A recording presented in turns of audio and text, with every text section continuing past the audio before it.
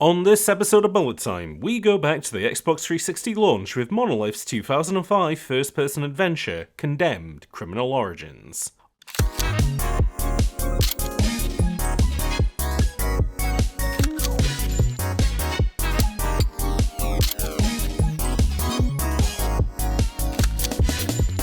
This is a very, very, low-key chat. We're talking about how nice these things are in a town that, for a game that takes place in a town where it could do with any of these improvements. A town which is...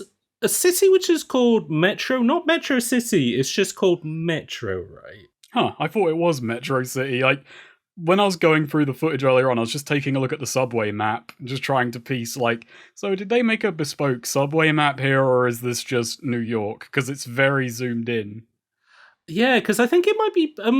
for some initial reason, I thought it was Philadelphia is where the game was set, and I thought, is that because of where the developers are set? No, absolutely not. Couldn't be further away from the developer, because they're all based in Washington in the shadow of the Microsoft Corporation. So it's okay, but it doesn't feel very Seattle-y or very, Redmond-y, where the game is set. And then, I looked it up and it was it might be called Metro City, but on Wikipedia it just says, set in the city of Metro. And it's that's not really a city name, though. That's just that's a descriptor of a city, yeah. I mean, London is a city of Metro. You can get so many lines. That's you can go true. Anywhere. But yeah, the only reason I was going to say is because if it was set in Metro City, then technically, it's also a sequel to Final Fight, which is also set in Metro City. So I feel like any of the characters in Final Fight would just blitz through the Condemned take on it, though. This is very low power level. I mean, that's true, but then don't you remember Final Fight Streetwise, which was their attempt going to mention it. Yeah, their attempt of making a grittier version of the Final... that's the missing... That's Lucy, the missing link between... I think it was the same year, too. Was it really? Because it was a PS2 game, wasn't it? Yeah, it must have been 2004, 2005. Yeah, and this is obviously... Well, I mean, this is 2005. This is the other end of, that kind of era of grit, where it's now more Fincher than being really stupid. Yeah, exactly. It isn't just because I think we talked about this before of just the bling bling era of GTA. Well, actually, San Andreas would have been '05, so I guess you see the immediate response to that in stuff like Saints Row and Ride or Die and game. Well, and even kind of Def Jam. Even sort of taps into that a bit, but I guess Def Jam was a little bit earlier on. Def Jam definitely does lean into the grit, though it is a bit more... Well, it's a bit more parodic about it because, sponsored by Def Jam, it's filled with rappers. It's this funny mix where it's hey, let's take these rappers who are making money hand over fist and put them in the grittiest environments for the image. Yeah, I guess that is a funny way of putting it, of just this game is on the complete opposite of something like Def Jam is aspirational grime essentially. It's I'm real. I'm down with it. I'm having a barbecue on the block with my homies. This is Condemned Criminal Origins where it's okay, don't go outside. We're just moving through. Keep the windows up. Don't make eye contact. We're just gonna get through this as quickly as possible. I'm just imagining somebody just going to Metro just to shoot their shit rap video and just getting jumped by guys with really bad orthodonty work, which is why their faces are covered in metal. So it's not good. It's probably where the conspiracy in this could have really began if they didn't go with the actual explanation in a sequel of, this was all revenge on the dentists for really fucking around with the head braces. I mean... Not so much in this game, but Condemned 2 could have had a crazy dentist as one of the bosses. Oh my god, it could have done. It really could have done. Considering the fact that it's that sounds silly. I mean, what bosses does Condemned do to... Oh, an old-fashioned 1900s magician, I see, who does stage illusions while throwing fireballs at you. And homeless Harley Quinn, stitched together doll Harley Quinn, and and a bear. It just says here bear. No, it's just a literal bear. I see. The bear scene is so powerful. We're bringing it up before we've even started talking about Condemned 1. We're teasing a little bit how this character has flash forward premonitions to things that will happen. We're giving flash forward premonitions to where the Condemned series will eventually go, I guess. It's funny because we've been talking about it, and you mentioned the guy who currently holds the rights. I just saw a tweet earlier today from one guy who's like tiny Twitter account just yelling at, what's his name, Jace Hall. Yelling at Jace Hall, like, you owe it to the fans to do something with the rights. You've got to get out there. And Jace is going, look, man, I'm trying, okay? I'm trying. Jace Hall strikes me as like, actually, you know what? I'll save my Jace Hall thoughts in a moment. But first things first, hi folks.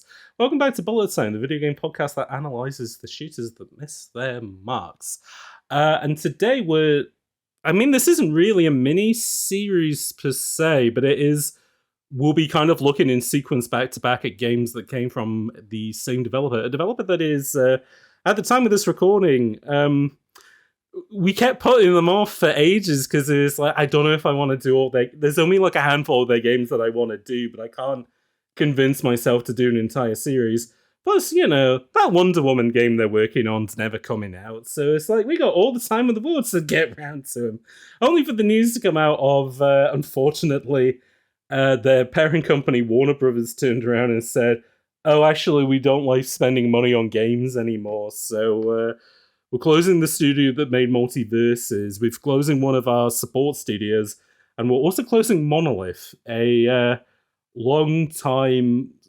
Well, ironically, Monolith of the FPS genre, really. Like, in regards to when you think of kind of like id and I guess 3D Realms and stuff like that, like Monolith was of that era, and then weirdly continued to exist into the era of like when Valve kind of came up on the scene, and then Bungie, and then eventually, like Infinity Ward and stuff like that. Monolith always kind of existed in the background as this sort of interesting innovator of games, even if I would say I don't particularly love everything that they've made, apart from the game that we're talking about today, which is 2005's Condemned Criminal Origins. But I've said quite a lot off the top. First things first, let me introduce, as co-host on this episode and the rest of the Condemns, is YouTube Serial Criminal Unit Investigator Snakerer. Oh, good. I'm not a villain for once. Oh, don't worry. For the next game, I've named you YouTube's top bum fighters. I'm cool with that. I'm probably one of the few people on Earth who's played the multiplayer mode to that game. So I did have a look just to see, but it seemed to be all online only, which was like no go for me. Unfortunately. Yeah, it was. No. Also joining us on this call is a new voice to the world of Bullet Time. Tuja, how would you describe yourself? I've written you down here as like a vibes expert, but I feel like you can... No, vibes expert is good. Vibes expert is good. Yeah. You've been a vote a couple of times on Bullet Time at this point. It's almost like a bit of a figure of infamy that we talk to in regards to bouncing back ideas for episodes, bits of research and stuff like that. You're a bit of a video game wonderkind who's able to get those platinum achievements that we failed to do so many times. And we thought that there was a fun opportunity for you to come on and talk about the Condemns, which I suppose starting with that then, what is your kind of relationship, as it were, with the both with the Condemns and I guess with Monolith? So I think my first exposure to Monolith is most people's nowadays, which is Blood. Yes. Which is their first game. You've covered it before. You're not a fan of it. I adore it. Yeah. And then I was like, oh, this is good. What else have they done? So then I played Fear, and then I played, I think I played Shogo immediately afterwards, which was very weird, going from Blood and Fear to Shogo, which is definitely their jankiest game.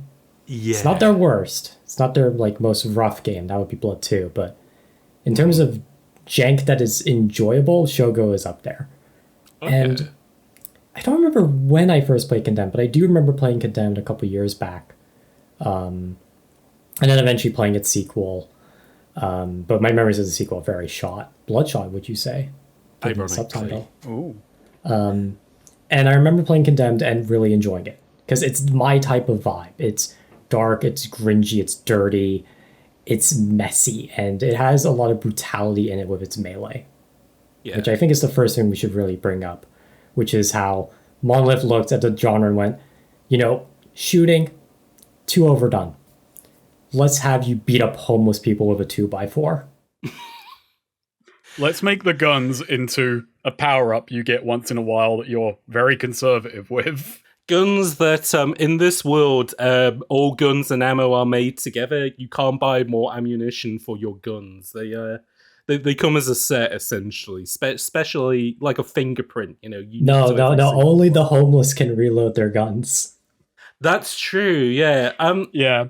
And your guy is too like, this is disgusting. I'm not touching hobo bullets. That's true. Yeah, your guy's very above it all until like the last moments of the game where he realizes, no, in order to destroy my enemy, I must become my enemy, which makes sense in like BioShock when you turn into a big daddy, but not when in this one where your enemies are for the most part just rough sleepers who have been driven mad. I mean, James, these are the roughest sleepers. Oh yeah, they sleep on broken shards of glass and splinters of wood. Yeah, they look at those new age fuckers on their shafty mats or shakti mats or whatever and go, "You pansies, look at this." The Salvation Army has a map of the world, and Metro City is like, those maps which will just remove or add countries as kind of like a. What do they call, like a watermarking measure? Like, if somebody's stolen your map if they have like a fake island on there. Yeah, they have the opposite. They just removed Metro City from there. Like, Snake, you have a bit of more. I guess you have a slightly earlier kind of. It's a very cross history, yeah. Because as a kid, I wouldn't really follow individual developers that much, but nowadays, I'd say like my favorite era of gaming was probably PS2 era, what have you. But I think when I was a kid, the era I was most excited for games was the 360. Like 360 launch. Yeah. Like 360 era, because I was like perfectly tuned in. I was reading all the magazines, and even as a kid, I really loved like scrappy melee games. It was just always a fascination. So even putting aside that I was a pansy who's like was utterly terrified by horror, I saw Condemned and I saw Dead Rising and I saw all these games and I'm like, I need this. I really want these games. First person melee, hell yeah. I'd still love that even now. Like, I'll chase some multiplayer games like that coming out. You don't get too many. No, the only one I've heard, because whenever I think, if somebody told me first person melee game, I'd immediately think Xenoclash.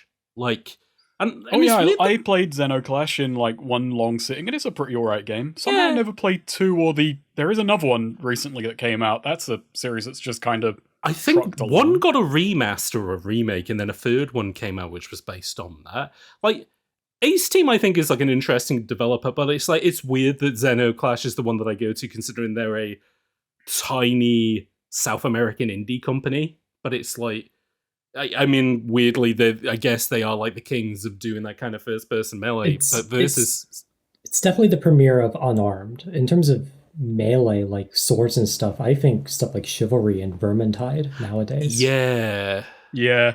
Or like Killing Floor. Like, Killing Floor had the Berserker class, which was a ton of fun to play. But it's only that one feels... it's very, very limp feeling, the Berserker. 2 made the kinesthetics a lot nicer, but I still like 1 a lot more. I was going to say, the first game I remember putting a ton of hours into, which had first-person melee, funnily enough, is Left 4 Dead 2.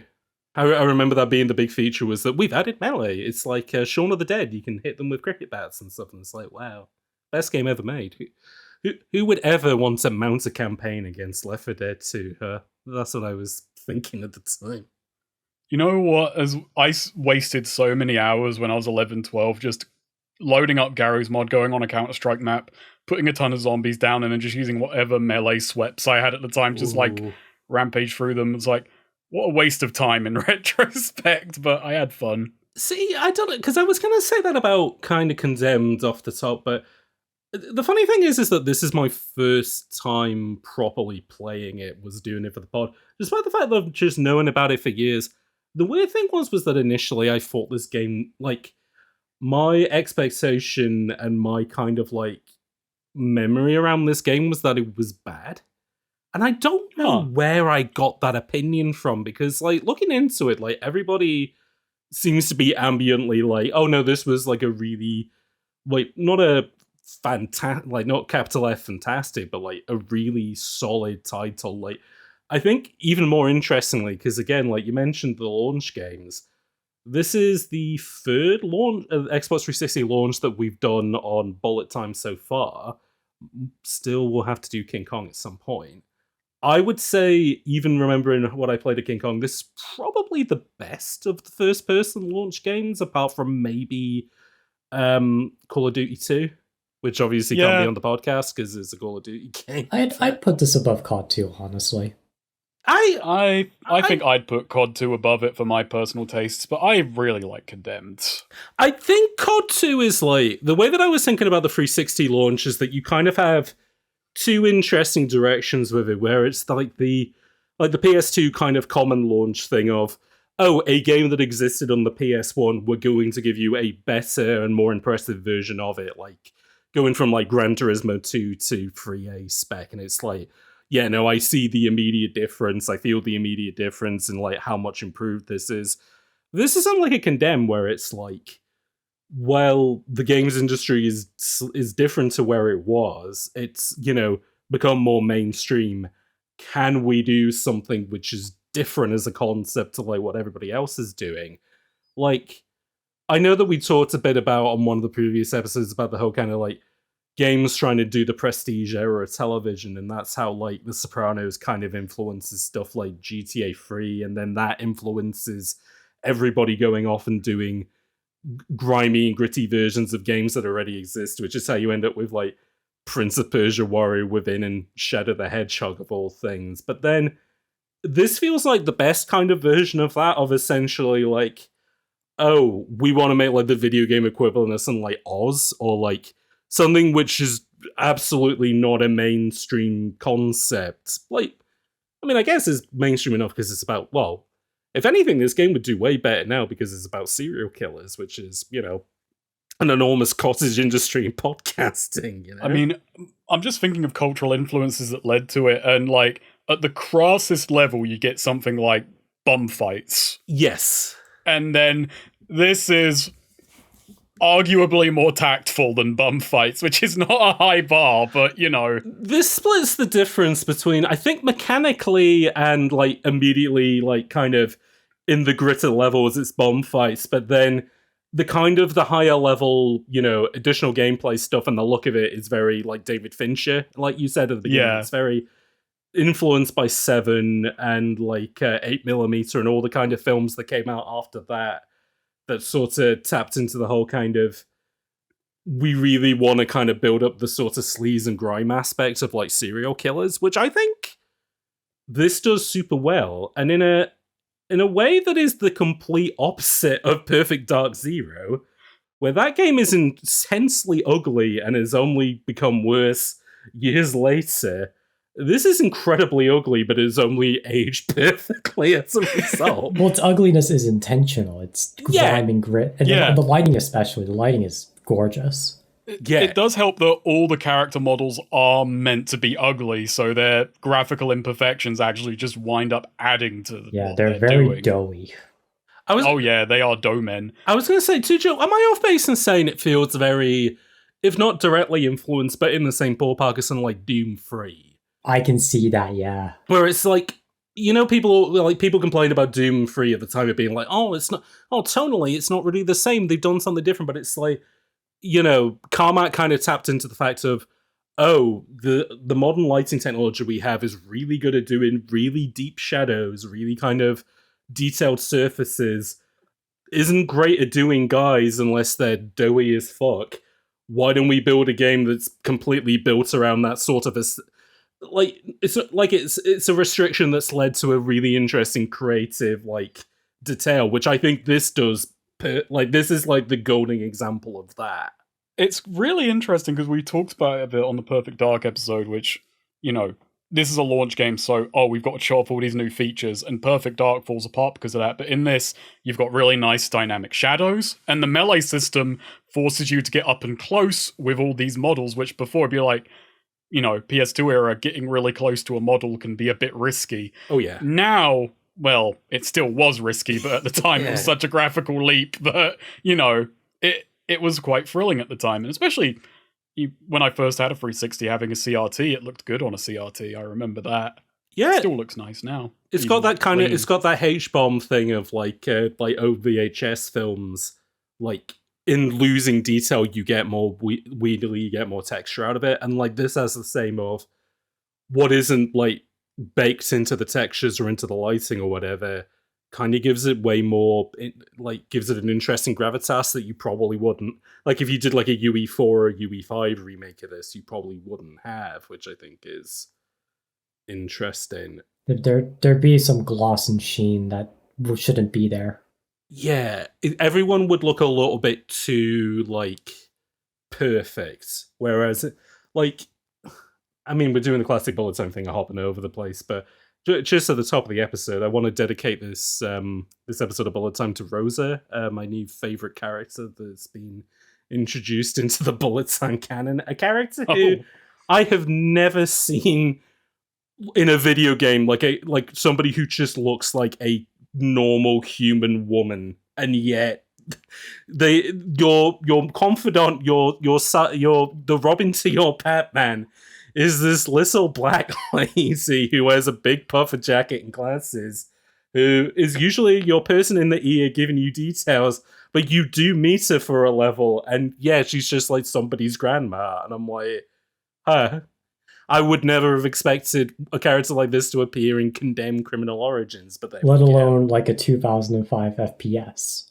Yeah, it's just like such an impressive and I guess, I guess we'll go into the plot and story and stuff of it now, but I guess just off the top of the dome, yeah, Tujo, you mentioned, obviously, we did, me, Kevin, and Chris Kamster from Aaron Signal did Blood earlier on the podcast, and we are hopping ahead a little bit to this, because, yeah, as you said, after that there was Shogo, which was their first, like, proper polygonal engine game, which I think we said on the episode was, like, that's the first Lift Tech game, isn't it? I think it's either Shogo or Blood 2, but they're very close.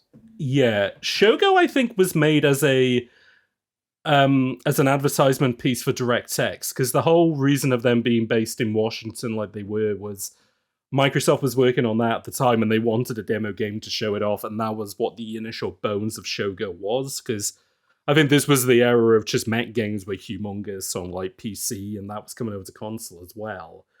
But because the rights fell through on that, both the engine ended up becoming Lith, and the game ended up becoming Shogo. And then from there, they just became a kind of a reliable pair of hands for FPS stuff, because obviously after that, they go on to do No One Lives Forever, a game that probably the reason why we haven't done a Monolith series is because it's the only one I can't really stomach that much. I don't particularly like it, but isn't that what's kind of interesting about the studio, though, is just how up and down experimental they could get? Yeah, I find them like such an interesting studio from like where, say, id is very iterative and Valve are incredibly iterative.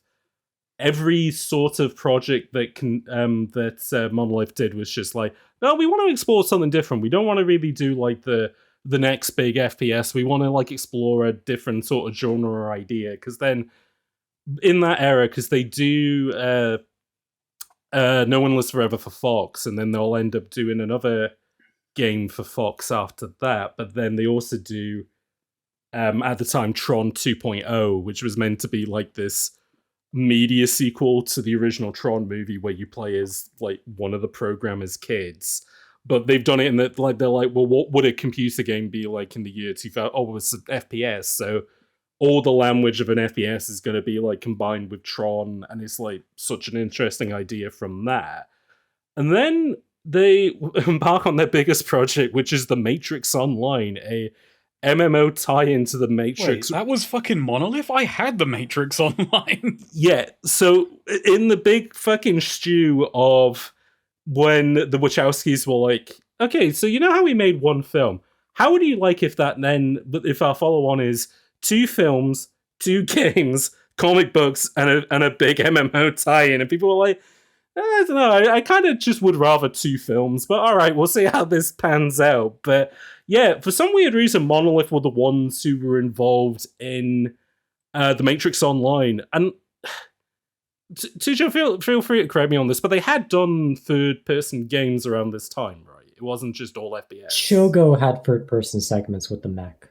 Yeah. So I think they had the skills in-house to do it, but like they're working on that for Warner Brothers. And Jace Hall, who, yeah, we mentioned him at the top of the episode, he was the head of Monolith at the time. He was able to basically make those deals happen. And Warner Brothers were like, wow, we've never seen this much potential money come in. I don't think The Matrix Online actually was much of a money spinner, but it had so much fucking hype behind it because it was what, peak WoW era? And it was also like the peak of The Matrix's popularity off the back of Reloaded. So it was like, oh, this is just going to make $1 billion every day. Oh, this is making less than $1 every day. Oh, how did that happen? But quick, kill Morpheus. Yeah, quick, kill off Morpheus. Oh no, that didn't help at all. Okay, make everybody Neo. Oh, that hasn't helped either. Shit. No. Making everybody Neo was the mistake the fucking Star Wars Galaxies game made. Yeah, no. How did they not learn that from Star Wars Galaxy, where that game went from actually being a Jedi is going to be an impossible feat that's only going to be for maybe 1 or 2 players to, hey, if you want to be a Jedi class, just pick it from the beginning. Like, let's remove all the charm from this game. Yeah. But yeah, so they're doing that for Warner Brothers, and that's how Fear happens with them. But then, on the other side of the coin, which will come out the same year, they pen a deal with Sega, of all people. And I was trying to find out why, of all people, Sega were like, yeah, sure, we'll throw money at the Sonic the Hedgehog people. Yeah, we'll throw money at Condemned. That seems like, you go to Sega World or the Trocadero, and it's like, oh, there's your big Sonic. There's the monkey from Super Monkey Ball. There's Ethan Winters from Condemned. I mean, like, the Condemned haunted house at Sega Land, that's a fucking bop. That's gotta be a real adventure. Funny, though, that you would, but then again, like not the House of the Dead attraction, the Condemned Contempt. Yeah, well, they probably thought, it's maybe just a repurposed House of the Dead attraction. Oh, maybe, yeah. But obviously, like, because, I mean, I don't know if you can speak more to this, Nate, but, like, this was that weird era in 2003 where they've closed down the console division. It's all software from here on out, and they're not quite sure. I don't want to say they're not really sure what they're doing. It's more just kind of like, okay, we need to zag immediately to becoming more of like a... Sega's really funny to me, because when you think about them, they do have a brand identity, and it's stuff like, you know, Persona and Yakuza, arguably, but obviously most definitely Sonic. And then you go back and it's Crazy Taxi and Space Channel 5. So they got a very upbeat image. But as a publisher, I mean, they've also got Football Manager, which got cancelled, which screwed my Game Critic League. But, you know, it's fine, forgivable for screwing my game on that one. But, no, I think it's funny that they have cultivated, like, a brand image when, on the whole, they will just take punts on whatever, I think. And especially, yeah, having just lost the Dreamcast, or quite a few years out from losing the Dreamcast, but what have you. Yeah. This console division, maybe they're just like, well, okay, we'll just do whatever now. We got to spend money and we don't have to worry about manufacturing, so... Yeah, like, why don't we become more of like a provider of software then, you know? And I guess maybe because they were one of the... And I suppose in an interesting way, maybe that's kind of a holdover from when, obviously, that whole kind of fissure between the Japanese arm of Sega and the American arm of Sega, where, you know, the Genesis guys were kind of like, no, you need to have an X-Men game, and you need to have a baseball game, and like all these things that are going to appeal to the Yanks. Maybe there was still a little bit of that left over there in regards definitely to, like, seems to be, because the opening credits like list like Sega of America presents, not just Sega of America. And I don't even think Sega of Japan is like mentioned in the end credits. It's just America and Europe. Interesting. So this was all done over the Japanese side didn't really have much, because the only other thing I was going to say was because I think this was either the year after or the year of they joined forces with Sammy, the big old pachinko makers, and then that's kind of like a weird new identity for Sega. But also this year they bought Relic, the Company Heroes guys. So this is the start of them being like, oh, actually, we're going to be the Sonic guys, but we're also going to have this where we are the PC guys as well, which is like, well, the PC RTS guys. So, yeah, maybe there was just somebody at Sega of America who, saw the Monolith were shopping around this product and going like, yeah, that's the kind of team that we want to be on. And not only that, but it's like a 360 launch game as well. So it will be this kind of cool sort of calling card for us of like, yeah, this is something that we can kind of keep going back to if it works out. And Tujo, you can correct me on this, but talking about Sega trying to appeal to America and all that, and I mean, this was a big era of Japanese studios going like, okay, how do we really win in America, which led to like the Crapcom years of just them just absolutely fudging it for a while. But Sega with the Yakuza series tried Dead Souls, and when that flopped, it's like, all right, we're pulling out of the West on this one. Arguably, because I always think because that always begins with the Japan is Dead era of, I can't remember if it's Inafune who said it first, Phil Fish said it afterwards, but I always think the beginning of that is when Blue Castle do Dead Rising 2, which was 2007, 2009, I think? I think it's 2009, yeah. Yeah. Whereas, like, this is Sega being weirdly forward-thinking in that of, like, oh, why don't we publish this game that Yanks made kind of thing. But, because I think you could even argue with Yakuza, like, them doing the American dub with Mark Hamill and Michael Madsen in it is kind of their attempt at, hey, it's like GTA, but, set in Japan kind of thing. Yeah, Activision were doing the same thing. It was the era of throwing big-budget names at, which has kind of come around again in some areas, but, like True Crime had Gary Oldman. Yeah, well, it had Gary Oldman, and you could play Snoop Dogg as well. You could unlock Snoop Dogg.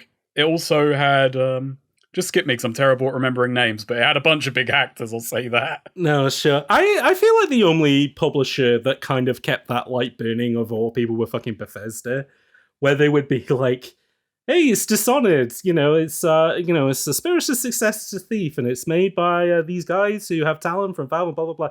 If you don't find that interesting, though, Carrie Fisher is in it, as is a guy from Mad Men and Data from Star Trek as voice actors. It's like, wow. Oblivion's the funniest one. Obviously, Oblivion starts with fucking Patrick Stewart, doesn't it? And then he dies 5 minutes later. Yeah. Oh, and obviously... the one that I should have thought of first, because it's like the first game I noticed that they did it in bloody Fallout 3 begins with your Irish dad, played by Liam Neeson.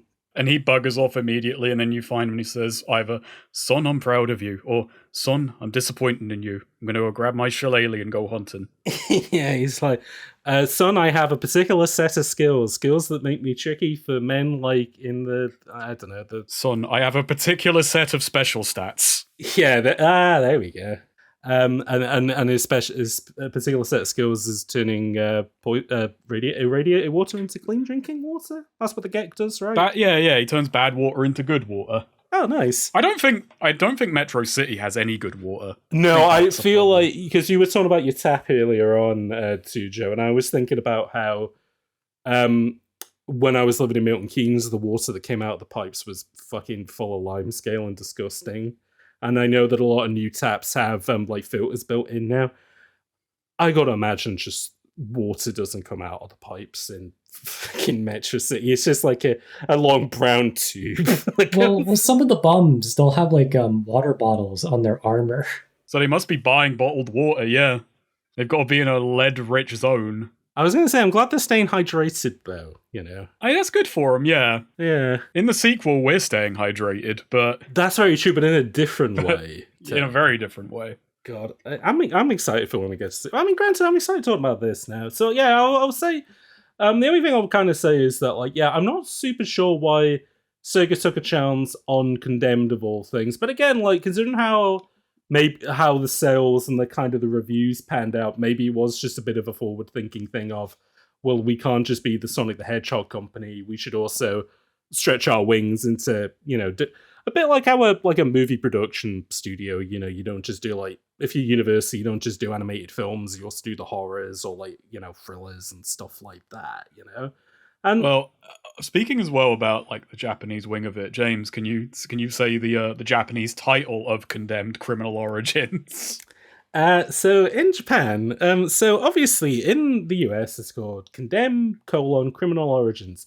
A subtitle that doesn't make a ton of sense in this game, but weirdly makes sense in the second game, whereas the subtitle for that game doesn't make any sense. That's also the same in EU. In Japan, this game is called Condemned: Psycho Crime. Oh, that is really salacious. And I was just thinking about retitles, and can you imagine if this came out in Japan and it was called Resident Evil? Condemned: you do go to a house. You do go to a house at one point. It's all residences that are evil. I mean, that is true, yeah. That thought cracked me up the moment you mentioned Psycho Crime. I just thought, fucking imagine, because this is Biohazard over there. It's totally safe. Open fucking field right there. I love the fucking Resident Evil 7 did that, of just like, okay, the American one is called Resident Evil 7 : Biohazard. The Japanese one is called Biohazard 7 : Resident Evil. It's like, do those subtitles mean anything? No, not particularly. We just thought it'd be funny. And it's like, well, it is funny. I'll give you that. I feel like RE7 kind of really only exists because of Condemned, which is funny to consider, as the person who wrote RE7 was the same guy who wrote Fear. And it's like, oh, is that true? Oh. Hold on, what? Oh, they're both games about ghost girls that do ghost girl shit. Oh, okay, I guess he's only really got one speed. Fair enough. This guy is just really into ghost girls, which when you get to Fear 3, you'll learn just how into ghost girls he is. Oh, Jesus. I don't think he wrote that one. He spiritually did. Oh, yeah. He wrote it. He was like ghost. He ghost wrote it. There we go. Yeah, it's like George R.R. Martin. He left him notes of like, okay, here's where the plot should go if you do this. But so this game began with an idea of two things, which was mostly Monolith being Monolith. They were like, well, we make a lot of FPS games, and our unique selling point is we're gonna try something different. We're gonna innovate in a place that other people haven't. With Fear, that was with their AI system, and even the idea of like doing a genre blend between a Hong Kong action movie. They wanted to recreate the beginning of the beginning shootout from Hard Boiled as a video game, but they also wanted to add like Asian horror to it, which is why all the Ghost Girl stuff's in it. No One Lives Forever, I think they wanted to do like a swinging 60s throwback, which is why that is like it is. For this one, they were like, no one's really done a lot of first-person melee outside of like, because I imagine like Tuja, you can probably speak to this. There's like a million Doom WADs, which are all about like, they just give you the Berserk power up, and it's just like that. I honestly cannot think of a single commercial game that was pure melee focused before Condemned. No, I neither can. Like the nearest I can think of is like Hexen. Well, it's not pure. Shadow Warrior had the katana. Yeah, Shadow Warrior is not a bad one. Well, I mean, yeah, like I guess you start with a katana in that rather than a pistol versus like, it's not like the chainsaw in Doom, which is like technically a melee weapon, but it's also like a power weapon. The funniest thing about FPS games, and when I was studying animation in university, but I lived with a bunch of games guys, how they used to make melee work in old FPS games is really funny. Essentially, you're just making an invisible gun that shoots a bullet just a little bit in front of you. And I've heard that. Yeah, and then you just make an animation on top of it where you're like hitting a plank. I don't know if that's the case in this, because obviously it has all the, like we were talking about cool innovations at the beginning, but like, this is like Ragdoll City. Like this is like such a good example of, hey, look, we got Havoc physics plugged in. You can like throw shit all over the place, and like this is such a perfect like vector for doing all of that. So I don't know if it works the same in there, but yeah, like they would just start with the idea of, oh, why don't we innovate in the idea of doing first person melee? And again, I think this is like one of those things where the weird restrictions in the 360 kind of works out in a weird way of, I don't know if I complain about this much on bullet time, but one thing in the 360 era that I kind of hate is how cranked the FOVs are. This also has a cranked FOV, but it works. It's very weird as well, because like when carrying a melee weapon, it seems fine, but when you carry a gun, it's right up in front of your eyes. Yeah. I mean, there are certain weapons you can get, like if you ever use a locker thing, where it works out in a cool way, where it's like, oh, this weapon's actually kind of terrifying to use, because whenever I block with it, I'm actually like losing sight of everything for a second, which is like a really cool effect, because it's a really good weapon, but actually quite scary to use. Quite like. Just like you get an unintentional strategy out of that stuff of like, well, obviously a pistol or a shotgun's going to be more useful because it's like I can hit people from afar, but because they're so close to my face, it is like harder to aim them, like it would be in another FPS game. And there's no ADSing. No, exactly. There's no aim down sights, which that's something that they add into the second one, don't they? Yeah, and we'll get into that. We'll talk about that For this one, you just kind of have to guess where the middle of the screen is, which is, it's really great under pressure. Yeah, I really like that. I also like again, it's so interesting that these guys are like the FPS guys, and there's so many like little decisions in this that you would never do in a traditional FPS game because it would be annoying, yet they are such a perfect fit for this, such as, because I think the whole reason that we're doing the Condemned series, because I can't even remember how we got onto the topic, but I was saying about how like games with diegetic, like no on-screen widgets UI, and like how, I think we were talking about King Kong and how you had now 2-time Academy Award-winning actor Adrian Brody read, I only have 3 bullets left in the clip. My clip's almost empty.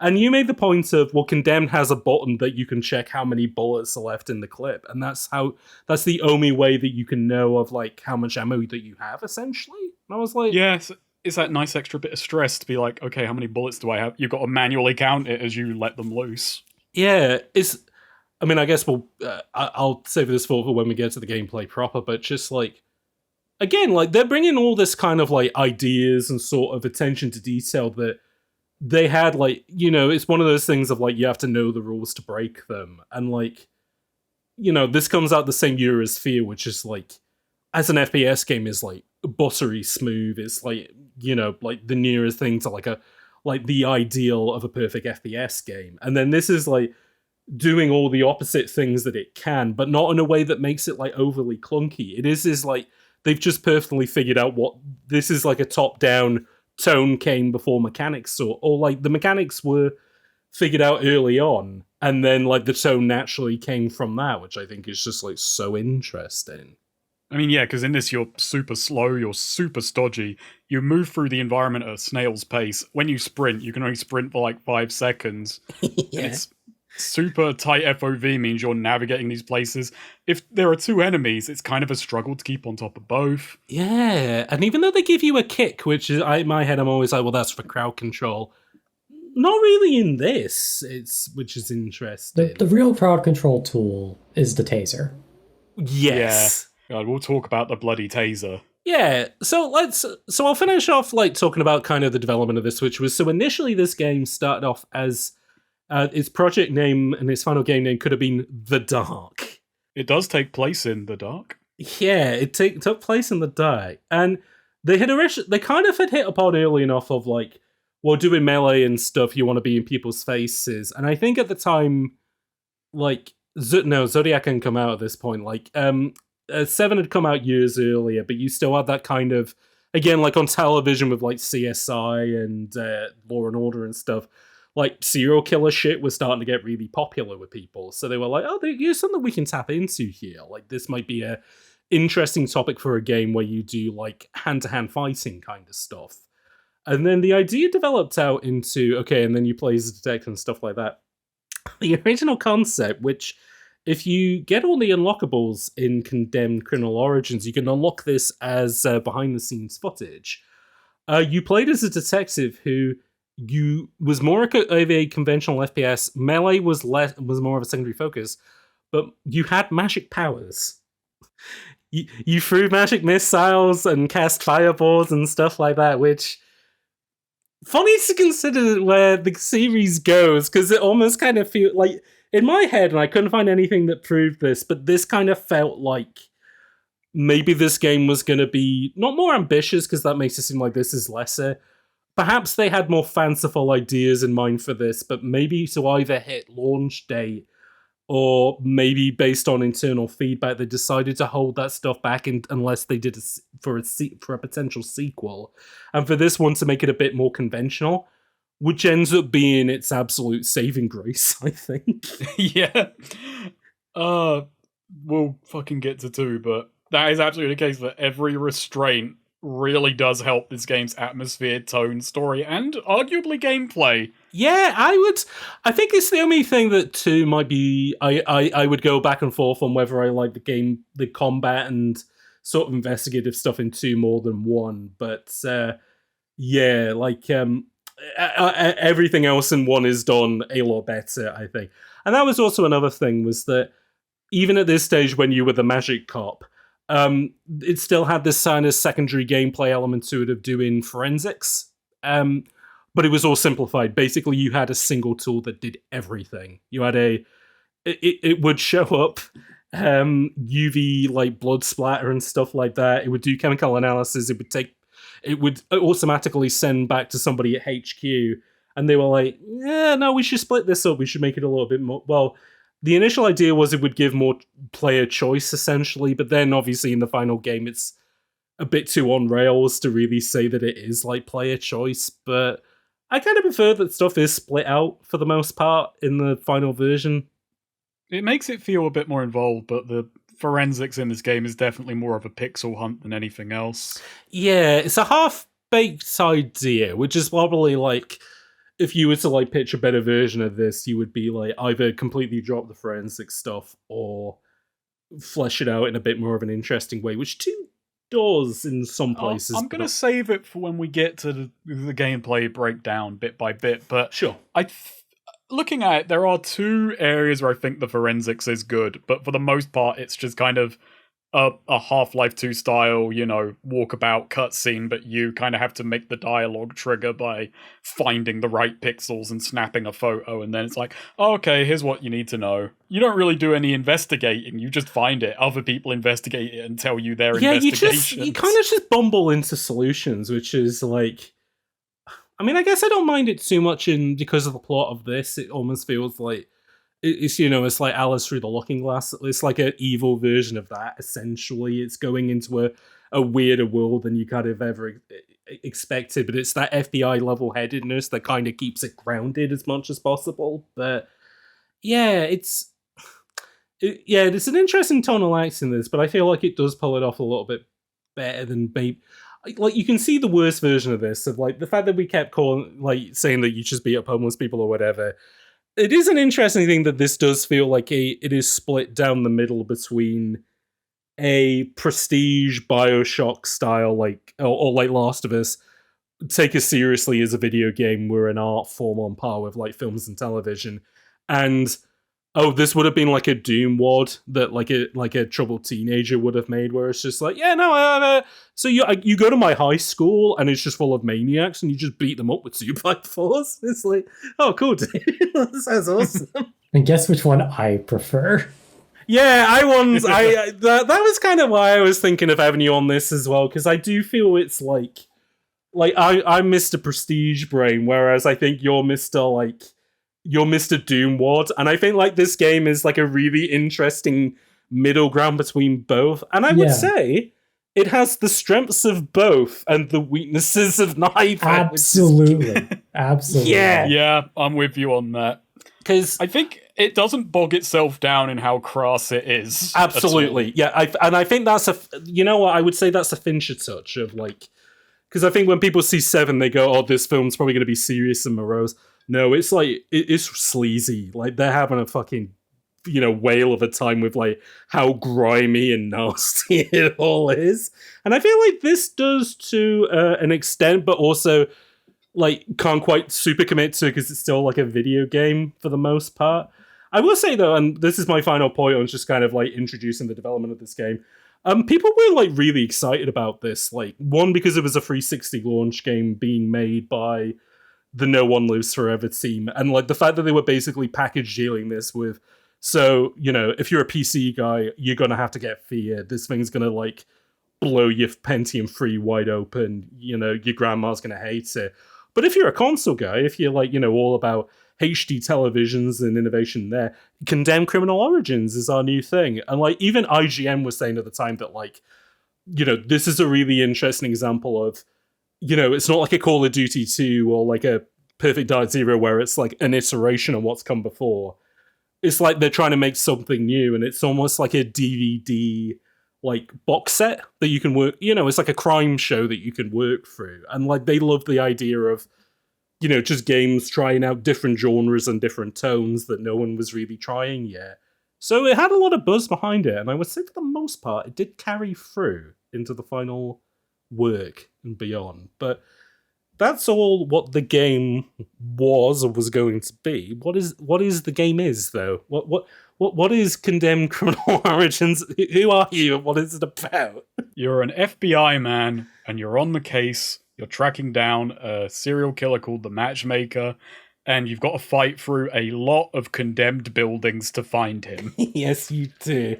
Now, the name of the guy that you play as in the FBI, who's part of the serial crimes unit, a completely fictitious part of the FBI. They don't have a special unit that's only for grimy serial killers. That's mostly just... They don't care about you until you've killed at least 3 people. One person, fuck off. We're not looking into you. Sorry, I was thinking about the plot with that. Yeah, because obviously then Ethan goes under the microscope as well. Tujo, isn't Ethan Winters like the most fucking... Isn't that like the most Silent Hill-ass like fucking protagonist name going, though? Actually, wait, is his name Ethan Winters? It's not Ethan Winters. It's Ethan that Thomas. Was, I was silent because I was like, that's the Resident Evil guy.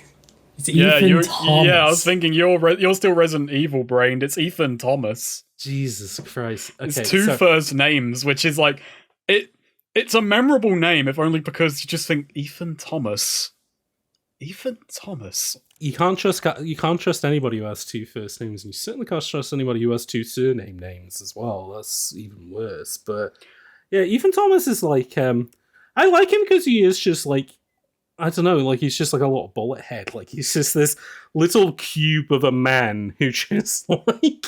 I like Ethan Thomas because throughout this whole game, he always just kind of seems like mildly perturbed by having to do this. Yeah, until the end, he's just kind of annoyed. Yeah, he's just like, oh, I've been framed for the murder of 2 cops. This is so inconvenient. Like, why do I have to put up with this? Oh, I had bowling league tonight, but that scuppered my plans. Fucking hell. I will say his performance is very weak at the start. It is not good. He's very flat. Video game pro tag of the time, I think. When and he's I in think his as well apartment, in the I think the cutscene in his apartment when he's meeting with Malcolm, I think that's when that's his worst as a performance. But near the end, it gets really good. Yeah, I'd agree with that. When he starts to kind of embrace his true nature, he does get more interesting. But yeah, early on, he is just kind of a bit of a sap, and I think that's kind of like compounded with the beginning of the game. You're just like with 2 other cops who just seem like they absolutely know what the fuck is going on, whereas you don't. Yeah, you are like the weak acting Link in that opening scene. I'm curious if you think that's a good first impression, because I'm mixed on it. I mean, I like the opening. It's though. a good tone setter. It's a good tone setter, but it's a good tone piece. The very problem long. I think is that's maybe my only that's my criticism and highlight is that maybe it goes on a bit too long. I like it because I assumed the whole game was going to be like that, and that made me a little bit more frustrated. Then the twist happens, and I was like immediately like, oh no, actually this may be more interesting, and it was. Like, it's a good fake out, is what I'll say about that intro. And it also, it's just, you got to remember the time is they were just trying to be impressive in, well, it maybe sounds a bit dismissive, but, you know, new console generation, hey, walk through these empty rooms, soak in this atmosphere for a bit. Also, because it was a 360 game, they had to assume that you had never played a video game before, so they also teach you how to crouch, which is always appreciated, I guess. Yeah, you crouch by hitting E on a crouch indicator. Oh yeah, it's all contextual, isn't it? That's right. No jumping nor crouching. We are Wolfensteining. Yeah, no, this is all Quake engine, but E on a wall will move, you move through the wall. Like, I do think also the intro, like, it's a nice slow burner because, you go from, like, the initial investigation, you're doing a walking and talk with some cops, and then your gun gets stolen. Yeah, I mean, I like the intro because it's like, you can imagine, like, this is where they're trying to be like, this isn't like a conventional FPS game, because you do that initial bit of forensic stuff of the guy who's tied to the chair and the woman that's on the floor, and it's like, pull out the tool and then like look at the body and then send the photo to the FBI, and it's like, wow, I feel like I'm playing the movie, I'm playing an episode of CSI where I get to do all this stuff, and then like the action kicks in kind of the moment you need it to as well, where it's like, okay, now this is more of a traditional FPS kind of melee style game as well, which is like, and again, like I like the idea that you literally have to be degunned in order for the game to be like, okay, melee time, here's why you bought the game, here's what we're going to do that's unique. I do think I know the problem with the intro, and it's funny because it's jumping ahead a bit, but the way this game is predicated on, like, oh, your gun is stolen, it's used to kill 2 cops, and you are then thrown out of a window, and they all suspect, well, you must have just gone loopy, shot the 2 cops, so just turn yourself in. And it's not, and it's only really Condemned 2 that kind of starts explaining why they weren't ready at all to listen to you on, like... Yeah, it's very... Yeah, they do immediately just jump to the conclusion of, I guess you must have just went mad and killed those 2 cops. So, all right, we're now doing an international manhunt for Ethan Thomas. And it's like, wait, what? Like, in the reports that you get for getting the collectibles, it does mention an incident of someone going loopy and killing someone, then throwing themselves off a building. So there is a precedent of that, but you won't know that until after you've gotten all those collectibles. I was going to say, the loading screens explain it a little bit as well, which I didn't see too many of, because... for people at home who may be considering wanting to play Condemned Criminal Origins, well, how do I do that in the year 2025? You can play it on PC, but it'll take you a couple of... I think you can still get it on Steam, right? Yeah, it's on Steam. Yes. You're going to have to throw a couple of patches at it, though, to get it, like, working out the gate. Or you can do what I did, because I didn't get on too well with the PC version. You can still get it through the Xbox Game Store and play it on, like an Xbox One or a Series S or whatever you may have. Which... Because I played it on that, because it was all SSD, it was just blasting through the fucking loading screens. I was like, wait, what? Why are the birds doing that? Wait, what's this about Sonic Waves? Slow down. Like, what was really funny on my end was I patched it, and then I had to patch it again, because I just had to change a few things, because I think if your FPS is wrong or something's off, whenever you go on any unleveled surface, like when you're climbing stairs or anything in the environment bumps you, you slow to a crawl, which made the game really fucking annoying, especially during backtracking sections where it's like, okay, I've hit the stairs, and suddenly you are just, like, you've got rickets trying to go up and down the stairs. I thought that was normal. No, you still slow down on the stairs, but I was going, like, 0.10% speed. Oh, okay. And like every little bump in the geometry would absolutely destroy my pace. Oh, yeah, the stair traversal speed is a bit... There's a bit too many moments where you're just kind of very slow, which harms the game's replayability. Yeah. Because the game wants you to replay it. Like, the loading screen tips like, hey, beat the game using only melee weapons to get an achievement. But there's too much downtime to really warrant a replay. And there's a lot, which we'll get further into. Yeah, and as you get into the game as well, there's a lot of navigational puzzles that kind of send you in loops to find one thing to then go to a locked door earlier in the level and open it up. Yeah, and like, you're sort of... It's like on that weird preface of like they invented achievements like a minute ago, and they're like, okay guys, you have to put these in every game, and like no one's quite figured out how to do them yet. So like this is giving you like bronze awards for just completing levels, but then you can also get like silver awards for finding the 2 collectibles in every level, which are dead birds and pieces of metal. Both things that are really easy to see in grimy and dark as fuck environments. Yeah. Well, especially it's really funny collecting the birds, because it's just like, oh, your gas spectrometer is detecting something, and then you just... fucking FBI agent Ethan Thomas, you just walk up to this rotting bird corpse a couple of years before the bird flu epidemic, and you just see this bird, and you just get this lovely sound. Oh yeah, no, I was as just you assuming pick he it was up. stuffing them in his pockets, like I mean, fucking what else are you meant to take from that? He's not eating them for sustenance. When you pick them up, do they also make like a cartoon cawing noise, or did I imagine that? I don't remember. I think so. Huh. I just remember the squelch noise. Yeah. But like the birds and the metal pieces, they only make sense after you beat the game. Yeah, it's really funny because you're picking up these metal pieces, which are like they give you a tooltip, which is like, hey, look for eyeballs and scrolls on the wall to find pieces of metal, and it's like, okay, what's the deal with the metal? What's that stuff about? And then you find out at the end of the game what the metal's all about, which I guess will save that for when we get there. The other collectible that's in the game, which if you play the PC version is completely lost on you, but because I played it, the 360 version that's emulated, you can also find CRTs connected to original Xbox 360s with condemned faceplates on them. Oh, you can still find the CRTs. They just don't. Yeah, have they've removed the model for the for the Xbox. But when you complete a level, it's still like, you found the Xbox 360 collectible, and it's like, did I now? I just love the fact that it's such a forgotten weird part of the 360 launch of just like changeable faceplates were meant to be like that was meant to be like a pillar of the fucking 360's like identity. I really dug it as a kid, man. Little 12-year-old consumer me was like, oh man, I'm changing out my fucking faceplate for this one that's blue with green fucking spirals. Sick. Well, the whole idea was that it was meant to be like changing out skateboards. Like, you remember the fucking Kinect launch video, which had the kids scanning their skateboard into a game to then ride on it, and then somebody was like to Matrick, is that actually ever going to be in a game? And he was like, no. He thought it was a good idea. And then by the when the 360 Elite models came out, I don't even think you could remove those faceplates. No, yeah, the N or the E, you can't remove the they just have solid faceplates on them. So a different era. Now all you can do is just like put a sticker on your PS5, which, I mean, who's going to do that? You probably have more stickers than games. Well, true that. Low blow. Yeah. Low blow. Take that, PS5. I'm allowed to say that because I own a PS5. It's like I'm allowed to say. Didn't you buy a PS5 for like Lost Judgment of all things? Yeah, I did. And then they released on PC immediately afterwards.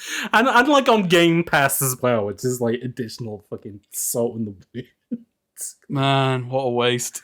Oh, Complete waste for me. Sega, you bloody bastards. Thank you for publishing Condemned, but fuck you for putting Lost Judgment on PC and Game Pass like a week after. Look, Snake I'm got happy his more PS. people can play this, but I have now bought a £600 damn paperweight to me. We think I'm going to play Astrobot? It's more like a 600 quid like Monolith that you can pray to, like, because like it's saying it's paperweight. It's like it's too big for that.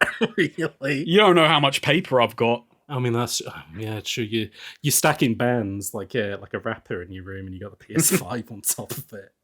It's just A4s of game notes. It's not that impressive. Oh no. So yeah, as you say, so you go through this initial investigation bit. The two meat-headed cops that you're with are pretty good because they're just like, hey, I think a guy, they think there's somebody in the building. Have a look. And then you go off, and then you lose your gun at that point. So so neither of them are dead by the point that so you go into a room. No, because you even like yell, and he's like, it's a good scene because he's across the window from you, and he just goes, so bad news, I lost my gun. Oh yeah, it's very Disco Elysium, like I lost my gun. And I'm like, okay, cool, you've lost your gun. We're not gonna call this in. No, we're gonna keep investigating. Oh, also, like, by the way, if you get to a door which looks like you might not be able to open it, don't kick it or anything. Here, have this fire axe. The great door openers, the fire axe. So let's. This has been on my mind since playing it, but the fact that it has a fucking Metroid structure in it of this door can only be opened by fire axe. This door can only be opened by shovel. It's like, this is a video game. One other game I can think of. There's one other video game where I can think that the melee weapon is used to open a door. And I mentioned this in the chat. and that is Silent Hill Downpour. Oh my god. But I will say, unlike Silent Hill Downpour, your weapons don't break when opening the door. That's good. That's something that this game definitely has going for it over Silent Hill Downpour. But... There was something I was just thinking about earlier with these door opening puzzles, which is, the idea you figure would be where you've got to carry this specific weapon to this door. So it's funny that those weapons also tend to just be the best weapons. Yeah, because isn't it? It's a fire axe. It's a sledgehammer which you use to break locks, and a shovel which you use to sever the electrics on like a keypad, essentially. Yeah, which for some reason you can't do that with a fire axe, even though it's still a sharp point. Yeah, and then at one point later on, you use a hatchet to get a fire axe from someone's arm. Oh yeah, that's right. He's gripping it too hard, so you have to cut his hand off. And at 1 or 2 points in the game, a crowbar to open lockers. Oh yeah, sometimes you do optional ones for just little extra gubbins like guns and maybe medvacs. I like the system, but then at the same time, it's kind of like, I wish I would have like an inventory just to have these on. Because, like, you call them door puzzles, but they're not really puzzles. No, puzzle is a stretch. Yeah. I think just having a basic key system would have just been better. And I wonder whether that is just, like, we're still not quite out of the Doom era yet of, these would have been key cards, like, if this game had come out 10 years earlier, but they wanted to kind of, like, make it a little bit more, like, diegetic, I guess. I guess it fits like the film movie pastiche of like, oh, the FBI agent needs to use the fire axe to open the door to find the criminal. Yeah, and you could imagine like if they, wanted to add a bit more juice to this game, like, if you were in a panic, you keep like smashing the button to like go through, and like at the end when you're like a maniac, it's like you're the guy from The Shining breaking down the door. And like, yeah, with the shovel and stuff, you could imagine them doing kind of like a similar thing with that, but yeah, it is just funny that, like, no, only a sledgehammer can take the key, can only take a lock off. No, only a shovel can, like, sever the cables. But it's, it's video gamey, innit? And I'm not frustrated by it that much. And it's funny because 2 gets rid of that system, and I wouldn't say that, like, 2's improved by doing that. It's a very, very big case of some less is more is less, where I think it took me until, like, halfway through playing 2 for my brain to just kind of go, hey, that whole system's gone. And I was just like, oh yeah. Like, it was just that kind of little of a thought, because when you're dealing with it, it's like, I see a door and it's like, you need this, and it's like, fuck, I hope it's not going to take me 2.5 minutes to traverse to find this, and then 2.5 minutes background trip to solve this. I guess it's the reason that they implement it as well is that, like, because the structure of this isn't Quake, where it's like, an arena a spoke, an arena a spoke. This is mostly like a lot of spokes that then will kind of like join on with one another, and there'll be like a couple of big areas. Like, it is very set piecey. It's an emphasis on making places look real. Yeah, exactly. And making them feel a lot larger than they actually are as well. This is a real building. This is a real subway station. Yeah. Which I feel like, to give the game its flowers, yeah, it does. Like, all the places of like super well, like, even when it gets kind of fantastical from the middle onwards, everything is like really well considered, I think. Exaggerated but grounded.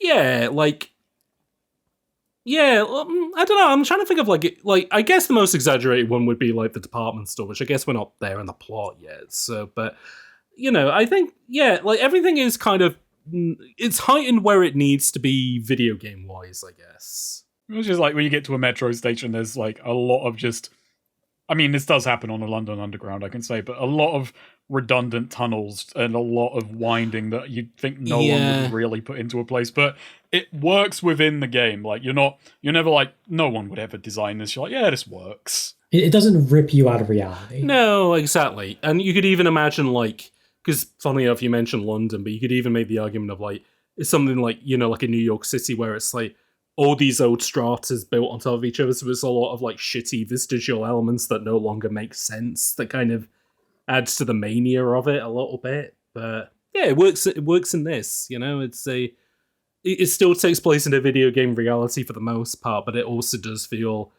a lot more mature than most stuff at the time, except for your two cop friends getting blown away and then you falling out of a window and everybody immediately going, oh, maybe you were the guy who killed them. There's been out of my hands against you. You walk into an empty room, you're grabbed by some guy, he has your gun, he shoots the two cops who come to rescue you and just chucks you out of a window with a warning like, oh, death's gonna come for you again.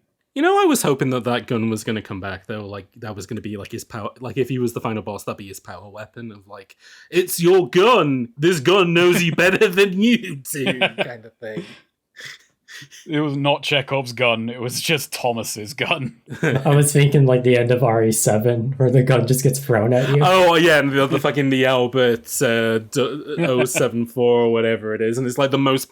they give you the most powerful weapon in the game, and then it's taken away. Like, it's the only gun that has, like, unlimited bullets in it.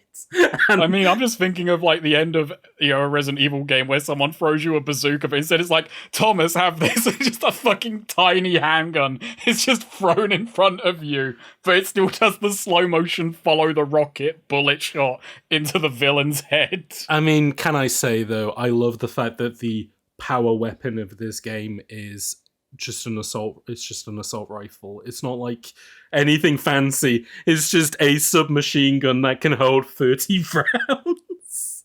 It's kind of funny. It's the same thing The Last of Us does. Which is just the final level power weapon is just you get an assault rifle, and that kind of changes it into a more like, oh, cool. After playing a unique game for the final level, we're going to be a bit like other games. And I don't say that dismissively. It is like interesting to suddenly power you up to like standard video game. But what I was going to say was versus The Last of Us, I think it works in this because you spent. No, it does. Yeah. It works a lot better in this because in The Last of Us, all your other weapons are still more powerful than that shitty rifle. In this, the rifle is genuinely like, holy shit, man, I'm chewing through stuff. Yeah, the rifle is like, well, because all the people that you're fighting are just normal guys. So yeah, just shooting them with a rifle just fucking destroys them. It's really good. God, we are jumping ahead, but yeah, it's to the point of how well this kind of game's combat works that you feel safe because you have this, but then you have to keep giving the things up. Yeah, and to be honest, there's some like 2 ads which I wish this had, which was, I'd like it if you could holster your weapons, even if they didn't have any ammo in them, and maybe you find ammo in the levels. Might have been cool. I disagree. I think having the 1 weapon limit and having guns be a one-time use is very deliberate and very tension-fueled. Sure. Because it's a power spike. Finding a shotgun is a power spike. Yeah, it's a freedom moment. Yeah, and something you may not have noticed. So weapons don't break in this game. Melee weapons don't break. Guns if do. You use them as melee weapons. Yeah, if you use them as melee weapons, they can break. So you have to use them. Yeah. No, that's true. I mean, that's why I described them earlier. Like, guns in this game are like a power-up. And a big part of their tension is you've got very limited ammo, you've got no aim down sights, you've got no crosshair. And it's funny, you become more tense because you want every shot to count, but so you start overthinking your bullets. You start overthinking your shots, and it's like, oh man, I'd feel more relaxed if I was just using any other weapon. But I've got to stretch this as far as it can go. And you know what, while we're talking about gameplay, might as well just nail on the head as well of just, I love the enemy AI in this, of how funny is it the 2 Monolith games came out this year, which, like, one of them was, like, fucking celebrated for its AI, but, like, the AI in this, I think, is maybe not as complex, but is just as interesting, I think. The enemies are so skittish, which is, like, really, really keep you on edge. They don't let you relax. There's a really good showcase of this in the subway that we'll get to, definitely. Let's get to the subway. Let's get there. Yeah, so you get thrown out of a window, and you wake up in a random house with a guy. It is actually your apartment, which is really funny. Oh, okay. You got dragged all the way to your apartment by a guy called Michael Van Horn, who goes, I've been watching you through windows for a very long time, Ethan, and I think you're cool, and I want to help you. Bad news, FBI think that you killed those 2 guys. I'm not going to phone it in and say that actually I witnessed and he didn't do that. I think it'd be more fun if you were, like, on a big chase.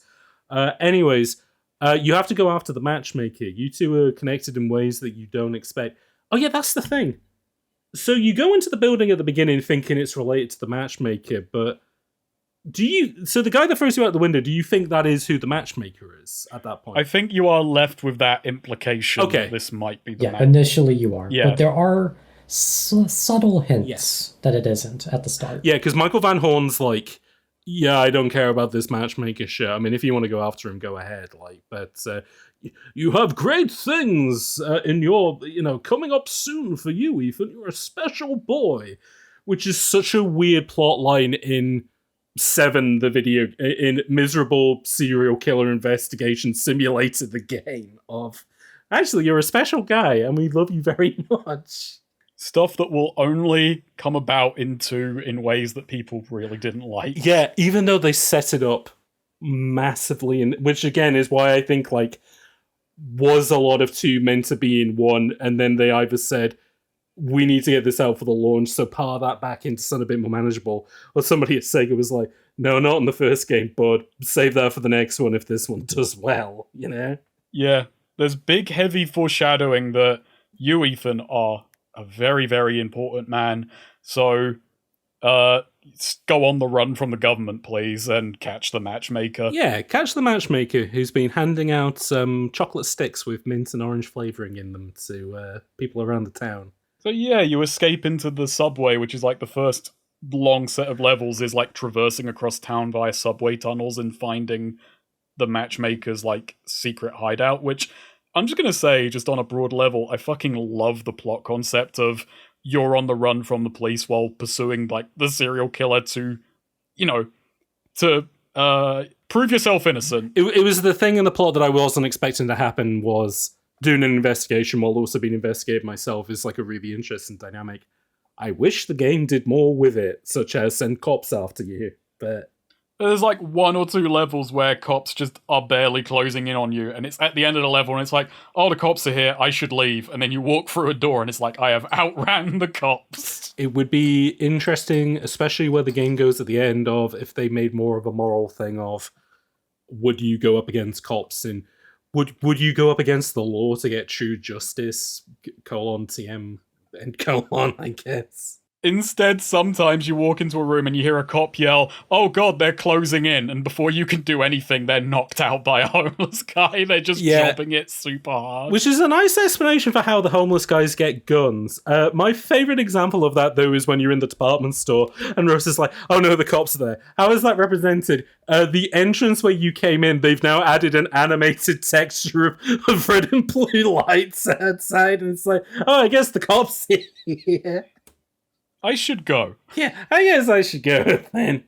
But yeah, you work your way through the sewers doing more cool investigative stuff. You follow, you find in a trash can that it's full of photographs that have been taken of Ethan, while he was doing investigation stuff, and you're somebody's keeping an eye on me, which is where this kind of interesting sort of cat and mouse stuff kicks in, because as you are after the matchmaker, it seems either the matchmaker's keeping an eye on you or somebody else is after you, which is neat. Yeah, I love the way it...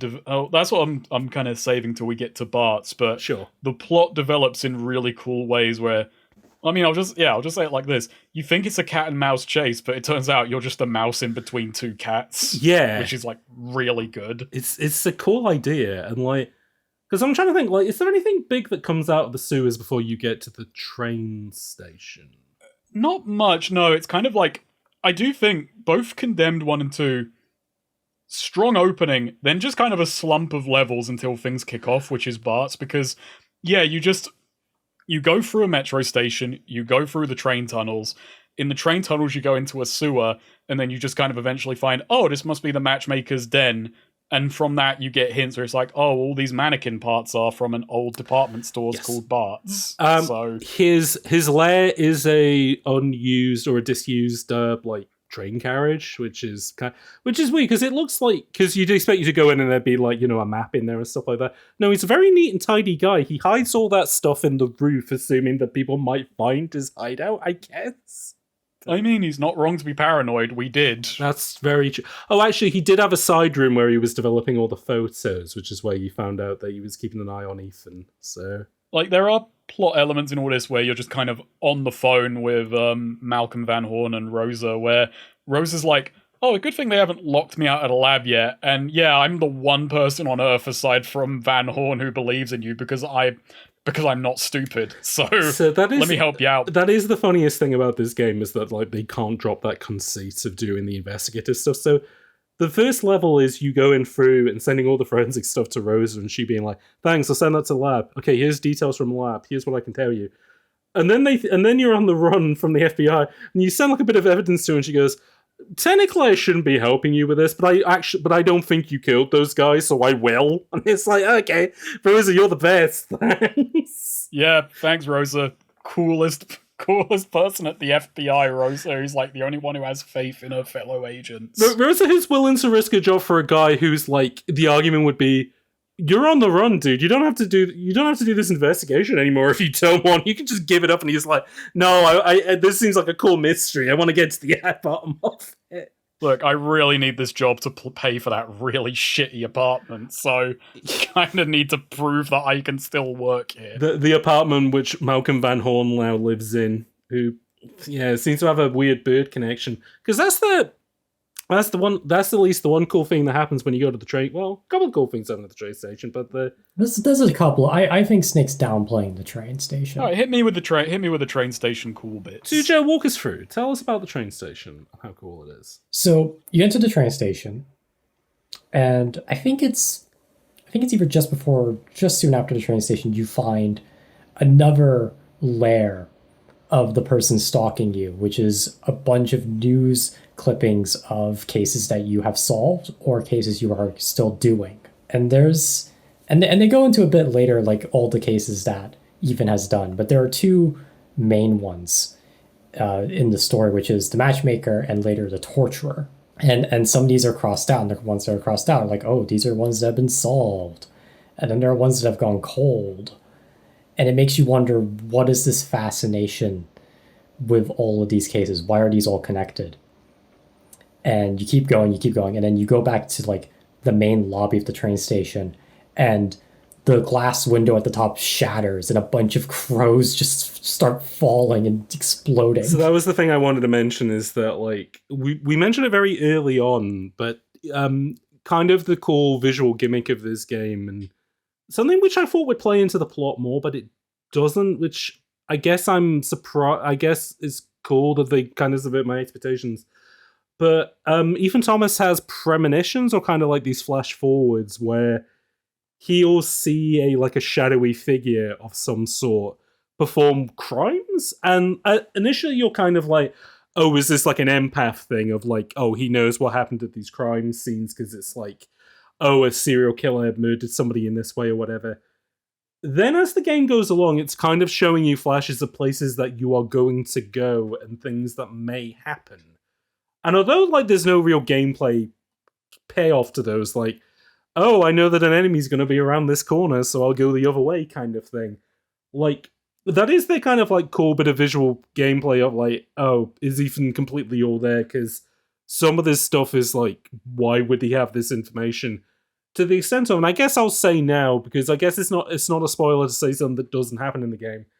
I thought the twist was going to be that he was going to be a serial killer all along, and like maybe he had like a split personality kind of thing. Like they were meant, like, you remember fucking Heavy Rain was going to have that twist of Ethan and another Ethan. It was going to be Scott Shelby and the dad. Ethan Mars. Yeah, Ethan Mars was his name. He was going to have a psychic connection to the killer, and every time he killed, he blacked out and came to with an origami figure, which made him think, I'm spoiling this game, fuck, but it's not very good.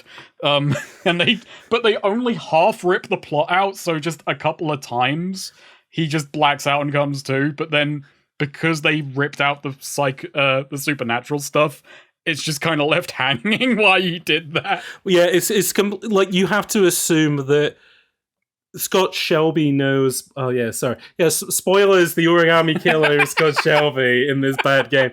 Yeah, you have to assume that Scott Shelby knows whenever Ethan is going to pass out, drives over to his house, makes a cute little origami, puts it in his hand, and then fucks up before Ethan wakes up. I didn't expect we'd be spoiling Heavy Rain in this, but I'm okay with it. But don't you think that like Heavy Rain feels very of like this era as well? Of no, it does. Very grotty serial killer fascination media. I can see it, and I mean, there's also another funny thing with Ethan Thomas's hallucinations, which is as the game goes on, some of his premonitions, sometimes he hallucinates, they're not always helpful, which I think is interesting because it starts as the game goes along becoming a bit more of a double-edged sword where he imagines Rosa attacking him or he imagines enemies that aren't there coming at him, and it's like, oh, okay, so this isn't all positive, and it just kind of ups the tension, makes the game feel less and less trustworthy as it goes along. Cool. It's like you can see how he goes from being like the FBI's golden boy because he has this kind of like premonition of like kind of what happened to that becoming a hindrance as it goes. Like he's seeing information that's like completely not. Yeah, it's a cool touch, isn't it? Like as the situation gets more intense and it just starts wearing at him, and then. God, we're going to jump to 2 again, but by 2, the hallucinations are incredibly unhelpful to him. They're so unhelpful that they actually kind of put me off the game from the opening moment, unfortunately. But we'll get there with Bloodshot. But as Tisha said, there's a very cool moment where just the fucking window blows open and just hundreds of...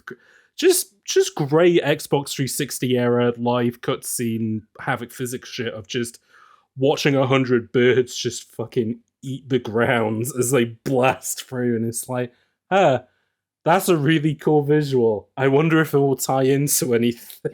Which it's some kind of foreshadowing, sort of. I wish there was more to do with the birds, because I was gonna say because the subway and the train stuff was giving me big Darkness 1 vibes of just like, again, similar kind of grimy, always at night kind of environment that you don't want to be in on. And obviously the Darkness 1 is very kind of Crow influenced. And I was like, birds are like, carriers of death and, go between the different worlds and stuff. And don't they even do stuff with Van Horn that he has like birds on his shoulder, or did I imagine? I think you're imagining. Yeah, I think I'm hallucinating that, like even Thomas. But for some reason I remember Horn having like a bird-related thing to him. But again, like it's a cool visual motif to the extent of like all the loading screens have like just dead birds. So it's like, oh cool, thanks guys. You're reading reports on the dead birds. Yes, that's true. It's just funny that, you kind of start this game up, and for a while you might think the birds tie into something metaphorical, but they don't. The dead birds are just literal dead birds. So, like Freud says, sometimes a dead bird's a dead bird. Yeah, there is no symbolism here. It's just birds are dying because fucked up shit is happening. Because 5G has been implemented in Metro City, and it's causing all the birds to explode and all the rough sleepers to go mad. Oh my god, this is a 5G like horror scare tale.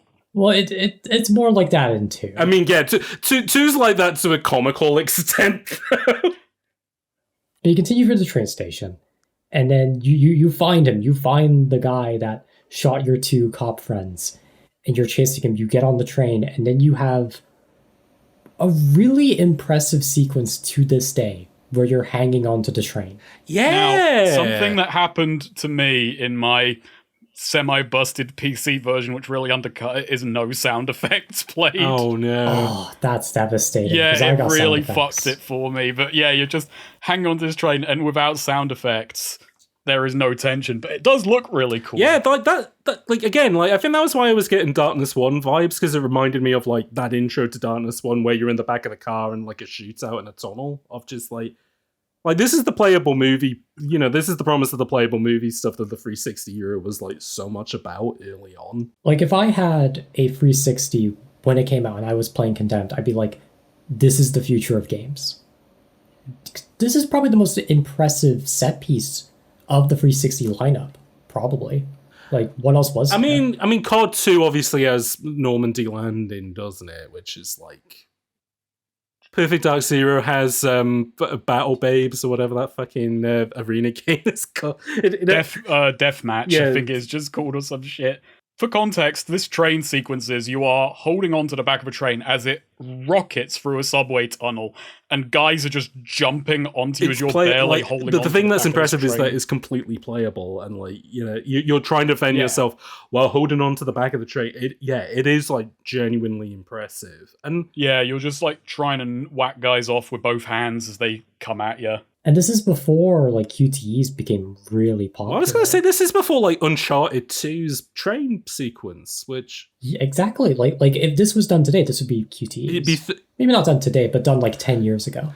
Yeah, or it'd be like, it'd be, I think as well, making it first person just makes it way more visceral as well. Like, you know? I think it was done today. This is my cynicism. It wouldn't be QTs, but you would be given a really good unbreakable weapon and have a lot of damage reduced to make sure the sequence flows smoothly. Whereas now it just feels like a desperate bid to survive, because like, you can still die, you can still fuck up, you're still depending on the same block and hit mechanics. It's just, don't fucking let them get you off this train. If it was a GameCube game, they'd give you a turret which technically has unlimited ammo, but if you shoot it too long, the muzzle gets too hot. We haven't really gone into the melee combat too in depth, so there's one last thing I want to mention about the train station, sorry. But it's like, at one point you're in a train car, and you're picking up an item, and then the door closes, and you look out the window, and there are just 2 packs of enemies just fighting each other. So that was the thing I wanted to mention with the enemies that I forgot to, which is, yeah, I love the fact that they infight like the like the characters, like the enemies in Doom do. It's such a... It sells the fact that they are like mindless in a weird way. Like, there is no pack mentality to them. It is such a... And sometimes it's accidental. Like, sometimes like one guy will swing at you and whack his mate. Yeah, and you can use that as a tactic. Is like, if you can kite them into fighting each other, then yeah, that like you can just let them at it. Essentially, it's fantastic. They don't feel like video game enemies. They do feel like genuine, motivated crazies. Yeah, which is really interesting. Again, like the skittish behavior, the fact that they'll if they run out of like, because again, yeah, we forgot to mention. Well, we mentioned it very quickly, but yeah, like the weird, unique power weapon of this game is a taser, which makes sense. You're an FBI guy. It's like a self-defense weapon, which isn't like a killer weapon. But yeah, if you zap guys, not only do you temporarily stun them for a few seconds, they will drop whatever weapons they're holding. And you can use that basically as a tactic of, if like a heavy comes in and they have like a fire axe or like a shotgun or a pistol, you just zap them, fucking grab the weapon off them, and then use it against them. I didn't do that most of the time though, because when they're unarmed and they grab you, you do a really annoying context action. Where oh god, yeah. I imagine it was wiggling the stick on console, but on PC you have to wiggle the mouse. And it is just nauseating. Oh, yuck. And also because it means when you're free, you're probably not fucking looking at them, which means they can grab you again. Yep. You know what, that did happen to me a couple of times, and it is frustrating. But again, I like the fact that the enemies will just go and they'll just grab weapons and use whatever. And as he said, if they have pistols and shotguns, they're the deadliest weapons in the games because they have infinite ammo. Because they know how to reload. And funny enough, when you pick up their guns, they have the ammo remaining. So like a shotgun will have 5 shells loaded by default. If an enemy shoots it twice, you get 3 shells. So the best thing to do is to make them expend everything, reload, and then tase them to get a full clip. That's really funny, because I was never thinking of it that tactically, which I think... I wasn't either for the most part, but I think it's an unintentional aspect of how the AI works, because you don't want them to run out of ammo, because then... what do they do? Yeah. I mean, I'll say this, because I was going to say it, mentioning that, yeah, I wasn't thinking that tactically. What's really good about the combat in this game is it feels so desperate and brutal all the time. I never hit a point of comfort with it, which, I mean, taser aside, the taser is really fucking busted. It's a crutch. Yeah. But for the most part, like, when you block in this game, you throw the weapon up for 1 second. It's not a held block. It's not sustained. You have to time it, which from a, like, you know, real life perspective is kind of annoying. Like, oh, you'd hold this up in front of you. But for this game, it's like, no, you need that because it needs to have that intensity. You need to feel like it's a scramble. So your nerves are playing on you. You're trying to block. The block timing is I found it quite tricky to get to grips with, but I think it's a little bit inaccurate with the animation. Like it's sometimes like my weapon would be held up high and the block frames wouldn't be active. It varied from weapon to weapon. Like you said earlier that like the fire axe and stuff are like your like very powerful weapons. I ended up not using them that much because their block window is much smaller than say like a pipe. When you look from one weapon to another, you get like stat up, like attack up, speed up, block down, thing down, like so high. You could have like a weapon that's low damage but has an amazing block window, and like vice versa. And yeah, a lot of the like key weapons, let's call them, are high power but shit block and shit speed because they're really big. Yeah. And also you have the reach stat, which to me feels like a placebo. Yeah, I didn't really notice much of a difference in reach. I was going to say, I did remember, the fire axe feels like it has decent reach on it, because I remember being like, I could be out of their face a lot more often using the fire axe, whereas with the, because I mostly stuck to, funnily enough, the metal conduit, and the way that I usually played was just like, dip in, whack, pull out, dip in, whack, pull, like kind of almost a bit like poetic with it as much as I could, but yeah, with the fire axe, I think that was sort of the payoff to this has such a long swing on it that, yeah, we'll also give you extra distance on it, but I don't know, I would have to play it more to kind of know for certain, but... Yeah, it's... For what it is very well done. It is absolutely well done. This is probably like the best melee combat I've ever really tried in a first-person game, and that's even kind of considering what the second one does with it, I would say, for the most part, like... This feels a lot more focused. It's a lot simpler, but literally every element has a place, whereas in 2, it's a lot of mechanics, some feeling extraneous, some subtracting from the horror. And I think the AI of the enemies in this is so... the second game just doesn't have this at all. Like, the enemy AI in this is so good that it actually pushes you to engage with the melee combat in a really interesting... Yeah.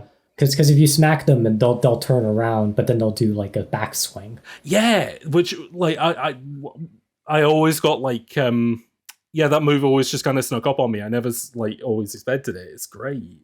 It was at its worst where they had guns, because I played on hard. Yes, and I don't think you two did. I played on normal. I played on normal. I stuck to normal. So I played on hard, and the hard description is like enemies are more accurate. They are laser accurate with their guns. It is like, it's not horrific, but there are some enemies that can be very tough. And there was one instance where I smacked an enemy with a shotgun. He turned around and fired mid-turn, and it blasted me in the face. And on one hand, that's really cool. That's really cool. Because that's somewhat realistic. On the other end, I got fucking pissed off. Yeah, I can imagine. See, it's funny because we're talking about this, and I was like, I'm surprised that they didn't also have the detail of like, because all the health cabinets will usually have like more than one health kit in it. I'm surprised they weren't mean enough to have the enemies also use like your health, like they know where the health kits are as well. But I think because of how the level's designed, that would be a bit too hard. It'd be too mean. But I was going to say, and not to get like too early into the kind of like, you know, violence for Monolith stuff, but imagine if they had done a Condemned 3 where it was this, but with a Nemesis system where like, these guys can come back and like learn from what you were doing. It's like, you know, such a that would have been very cool. I think with this melee stuff. I'd be afraid of what they would do if they learned from me, because one thing I love to do is I would smack them, and sometimes they would turn around, and then I would just kick them in the ass and chain it. Imagine if you kept tasing a guy and he came back, his power-up was he got a taser as well. That's what I was thinking. Like, what if they learnt the taser tech and you're just, like, fucking ragdolling and they're like, stealing your wallet. like, you can't buy anything. They're stealing, like, your ID so you can't get into I am loving this free-roaming bum fights idea where the bums learn from the FBI agent and come back like, well, I saw you used kicks, so I bought shin guards. What if they notice that you do like a lot of forensic shit, so they just like, one of them will cut their arm to make like a blood trail to like trap you at the end of a fucking jail. Like, so I will say as well, for enemy behavior, I love that sometimes, like, for seemingly no reason, I love that there's a certain amount of noise in their AI where they make seemingly random decisions, because that means you can never quite get comfortable with them, because sometimes I'll just decide, you know what, I'm going to run away, and they'll run and hide in the level and try and catch you out round corners. And sometimes you can see their arms sticking out. Yeah, and it gets really good though when there's like 2 or 3 enemies and they just like split up. So it's like, because they won't play nice. They'll hit you in the back, they'll hit you in the side, and I mean, I'll admit being annoyed at times, like, oh, you fuckers, you just keep splitting up, but it's this intelligent behavior that makes them seem like really terrifying. It's the one thing I wish that it's kind of a shame that Thea did as well as it did, because like that the AI and, you know, the whole GOAP stuff of the goal-oriented action planning has been so written about versus like, I'd love to know how they did the AI in this. Like, was it like a similar process, or did they think of like adding random noise to sort of the behaviors to kind of make it a little bit more like unpredictable, you know? I honestly feel like part of the AI was just unfinished and they just left it as it is to help sell the concept of them being just fucked up and crazy. Because without the concept of them being just crazy, this would be considered bad AI due to the way they act. Yeah.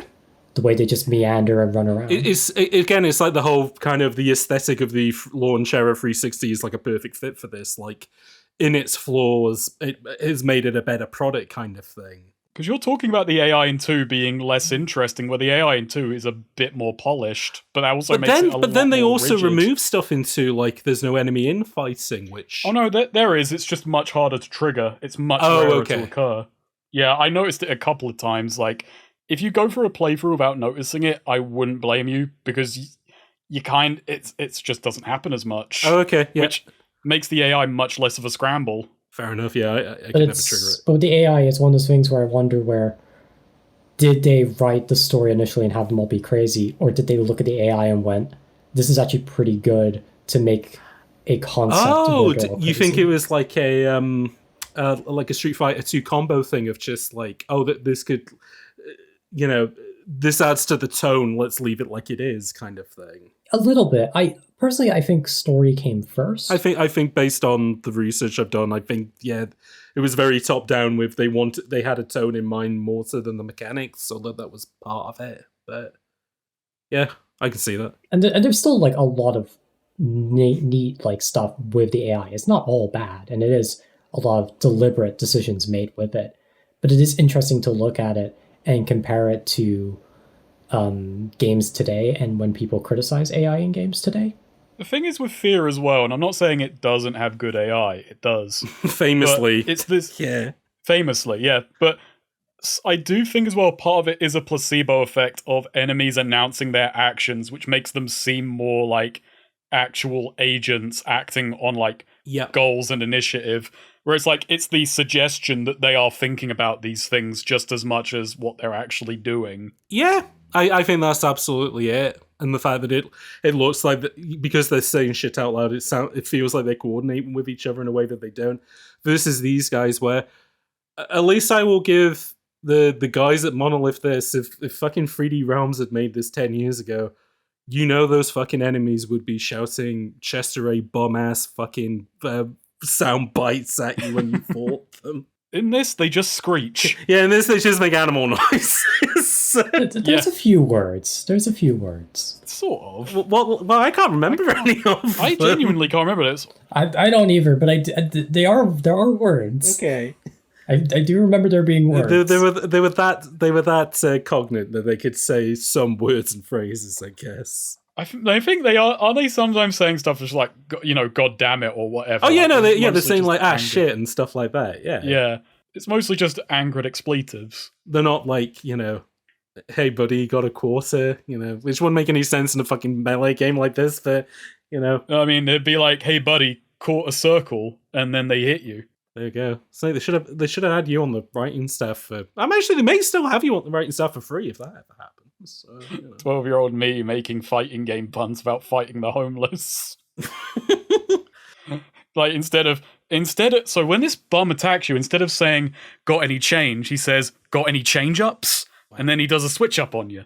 Just you, like, in a fucking, like, propeller beanie and, like, lederhosen and, like the 12-year-old boy costume, just sitting in, like, Monolith's office being like, okay, and then a guy should say, here's my special brew, and he pisses on you, and it's like, we're not programming that. And it's like, okay, all right, but put that in the, don't say no yet, put that in the maybe pile. That could come back around.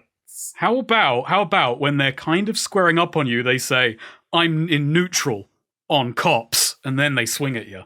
What if a guy punches you so hard in the head, and then he says Oranja boom? Would that be good? And they're like, we don't even know what a Why don't we put like dizzy birds? Yeah, you see bird skeletons fly around your head like a fucking Bugs Bunny cartoon. Speaking of special brew. Yeah, speaking of special brew.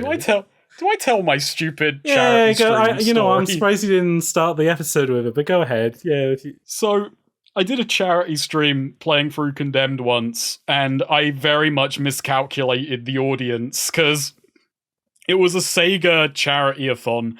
My first mistake was I was on for 3 games, and they had to be beaten in one sitting. Oh, Jesus. So, it was Binary Domain, which is a long game. Yeah, that's 10 hours. It is a long game. Yakuza 1, another long game. Oh, fucking hell. Okay. I think that lasted 12 hours. That was a bad idea. But I did it, and it was Condemned. And I was on the way home from work, and I thought, what's a good gimmick for this Condemned stream? What's a good gimmick? Special brew.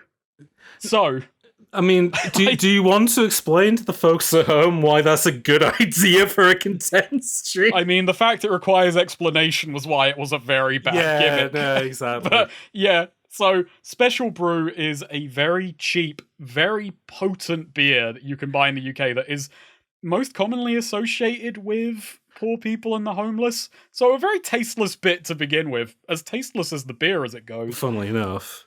Yeah, I could only get 3 cans of it because someone had taken one of the 4-pack. But did they mark it down because there was a can missing? Yeah, they did, so that was good enough. I bought that. What is the percentage on Special Brew? So the thing is that it's not cheap, but it's 10%. I drank all 3 cans. Oh, Jesus, right. So you had like a bottle of wine's worth of alcohol then on stream. While trying to play through Condemned and beat it in a reasonable time frame. And I'm just drinking it, and so this wasn't on my channel, this was on a channel called Hellfire Comms. And this is not a slight on the audience when I say, this is a channel where it's mostly fans of, like, Sonic. Kingdom Hearts and Sonic and fucking Steven Universe and what have you. So, the weird British man getting pissed on Special Brew and making jokes about fighting homeless people really misjudged the crowd. And by the time I'm at the end of the game and I'm drunk and trying to play this game, probably was a good stream. I've never rewatched it, and I never will. Is it like, when Homer gets drunk in The Simpsons, and it's just like, it goes inside his memory, and it's just like film missing. Like... Film... I can't remember a single thing I said. I remember getting lost when looking for the train at the end of the subway sequence for like 20 minutes and like having a panic attack because, oh god, I'm ruining this stream. Not my bits. My bits didn't ruin the stream, but getting lost surely did. Did they not like tell you off or anything? Well, I guess, yeah, like why would, yeah, I guess they can't really say anything, can they? I'm not going to evoke the name of the guy you ran here, but like, I'm surprised he didn't like tell you off at that. He was mostly chill with it. Fair enough. I mean, hey, that was like the second year I was invited. There we go. Was that also the last year you were invited? So. No, I was invited for the third, but I was just too busy. And yeah, fair enough. What would you have done for the second game if you had streamed it? I probably wouldn't have done a gimmick. Fair enough. I probably would have thought, you know what, maybe the gimmicks are just not good. You wouldn't have drank whole bottles of Jägermeister like he does in... that would have been fucking great. I mean, right now, I'm drinking a Stella Artois unfiltered. I didn't think to go and get more Special Brew for this. You're not a lager drinker. Why are you having a Stella unfiltered? Because I was given one. Oh, fair enough. Yeah. How is it?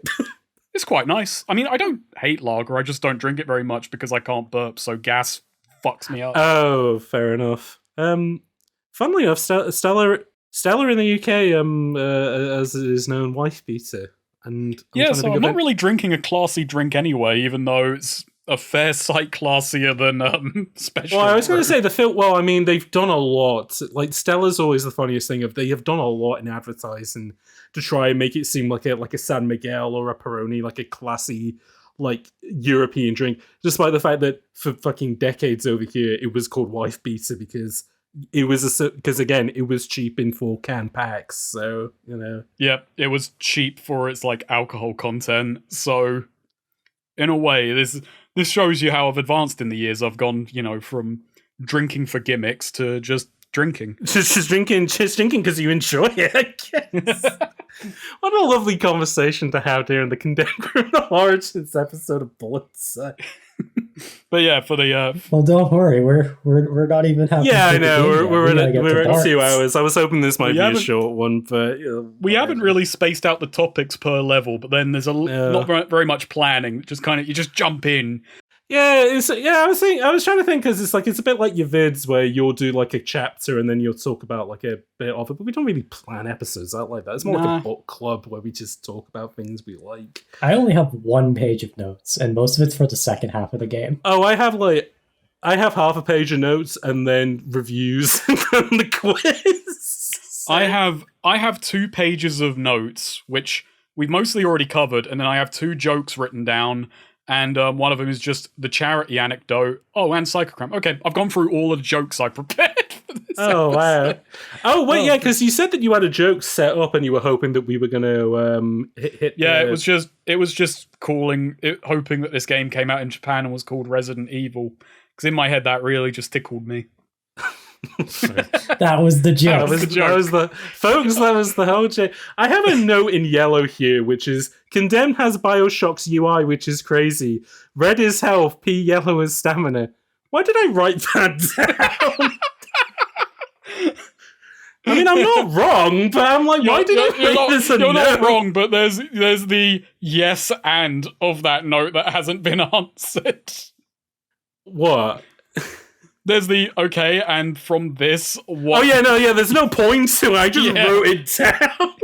I guess we can add that it's a very 2005 HUD. I guess, yeah. I mean, that was always my vision, was that it's the 2005 podcast as much as possible. But And Condemned 2 has a very 2008 HUD.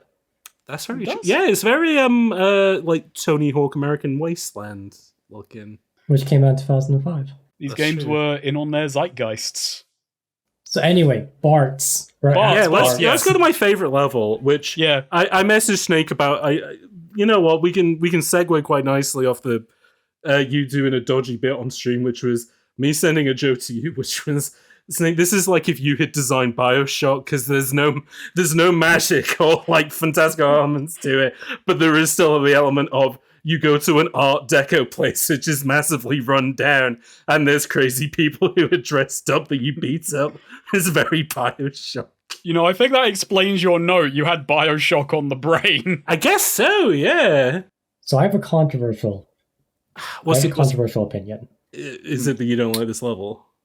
No, I like this level. It is not my favorite level. Oh, okay. I mean, it's not my... it might be my favorite level in this. It's not my favorite level in all Condemned. But I guess we can get to your favorite level if we haven't mentioned it already. We have not. Okay. This probably isn't my favorite level either. To be honest, I think it's a great level. I see why it is the standout. It's definitely the centerpiece. Yeah, definitely the centerpiece. This is where the game starts. We were talking about that it's very kind of slow and ploddy after the intro. This is where it starts picking back up again and like keeps getting better towards the end. This is where you see the urban decay in like full max, and again, it's like, who doesn't like a themed level and stuff like this? And to the extent of you get like melee weapons in here that you don't in other levels, like those go barriers. I think is you get those poles, and you get mannequin arms. A lot of mannequin arms. Yeah, you're fighting through a dilapidated old department store, which is it's a very tasteful gimmick level, I'll say as well. Which it doesn't. Yeah, it makes sense in this game. Like you don't have to stretch the imagination too much for this. And even the enemies, I think, are it's a surprise that worked on me. I walked past a mannequin, and then he just started moving and attacked me, and I was like, "Oh fuck, that rocks!" I paused the game, I stood up and gave the game a standing ovation. I was so...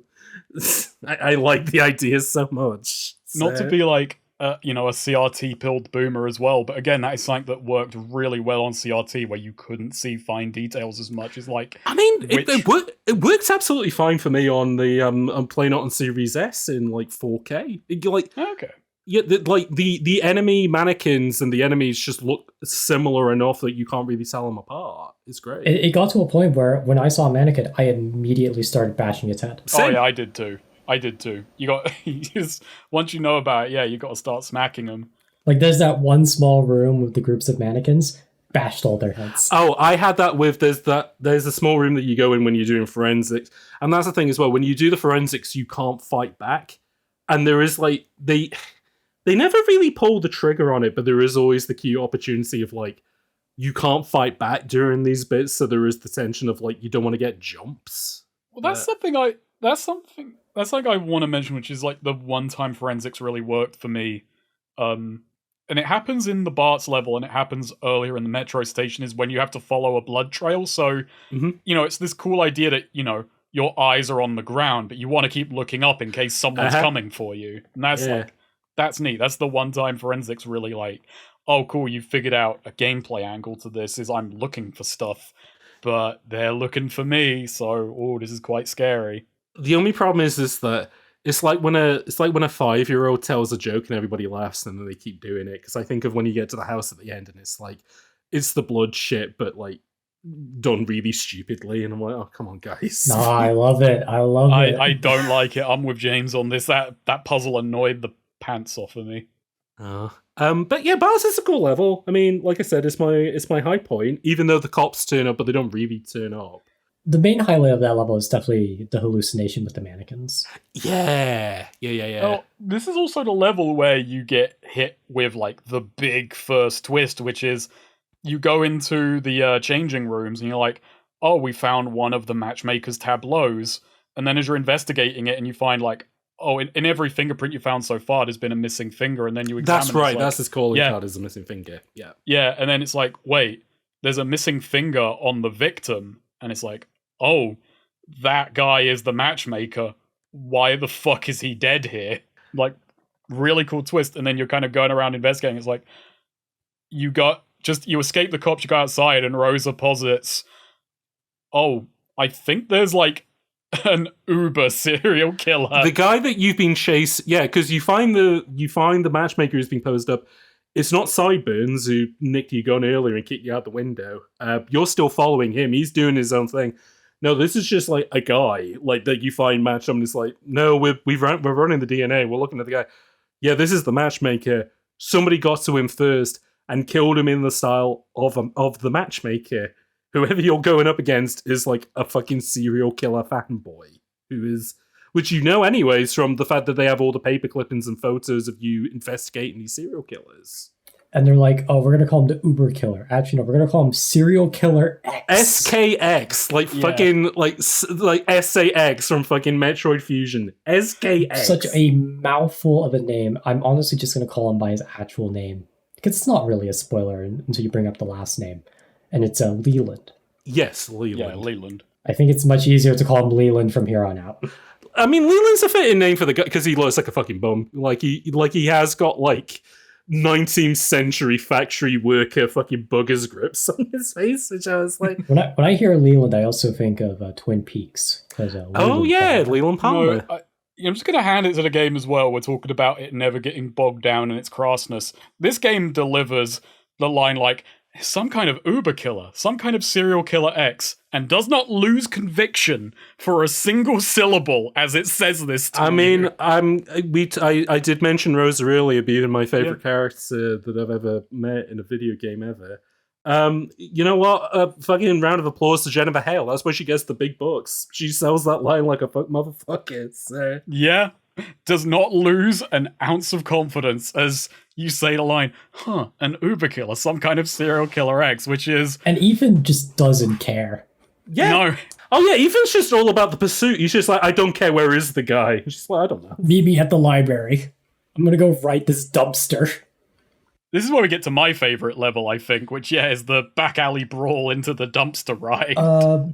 But does anyone else feel the end of Bart's feels kind of anticlimactic? Well, where the police turn up, but they don't really turn up. Well, they turn up and then you just leave 10 seconds later. Yeah. No, it's such a shame. Yeah, like that is the thing in like me really liking the conceit of the cat and mouse and cat chase is cops turn up and you just walk out. There's no like, oh fuck, got a sprint, run away from the cops. Dun dun dun dun dun. It's like, here. I'm going out the back.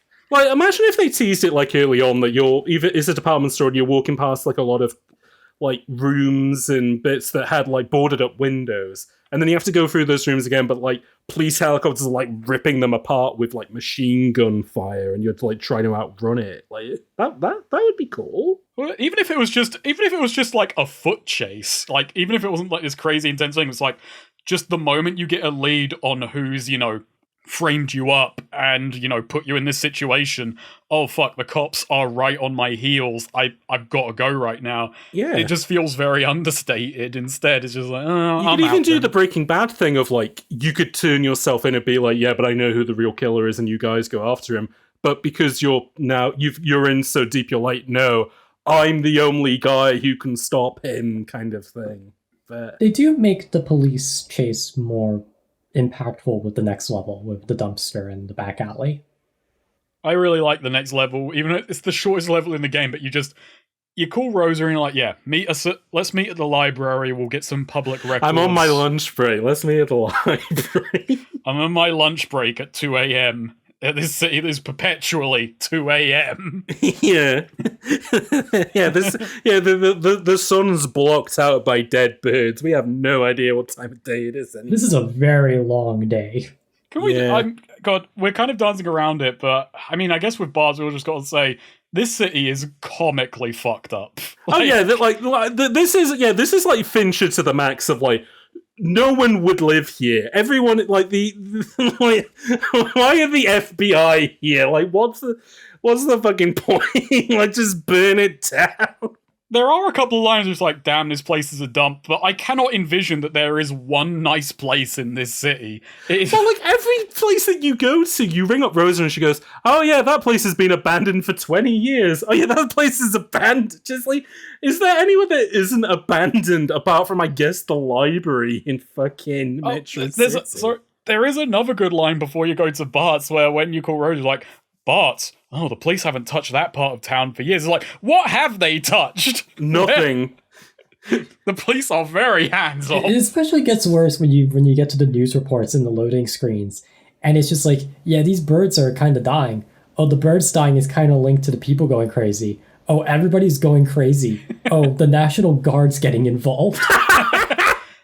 There's one at the start which is really good, which is like, assaults are up 27%. And it's like, from what, 1,000 fucking percent? Like, it's why I pitch my mad idea of they should just say that Condemned set in the same order as Fear, and like all the psychic bullshit is related to armor tech and armor and stuff. This is what Fear looks like to like people on the ground, like the normies, I guess. The fact that I'm saying that anyone who isn't Point Man is a normie is like, ugh. I feel gross saying that.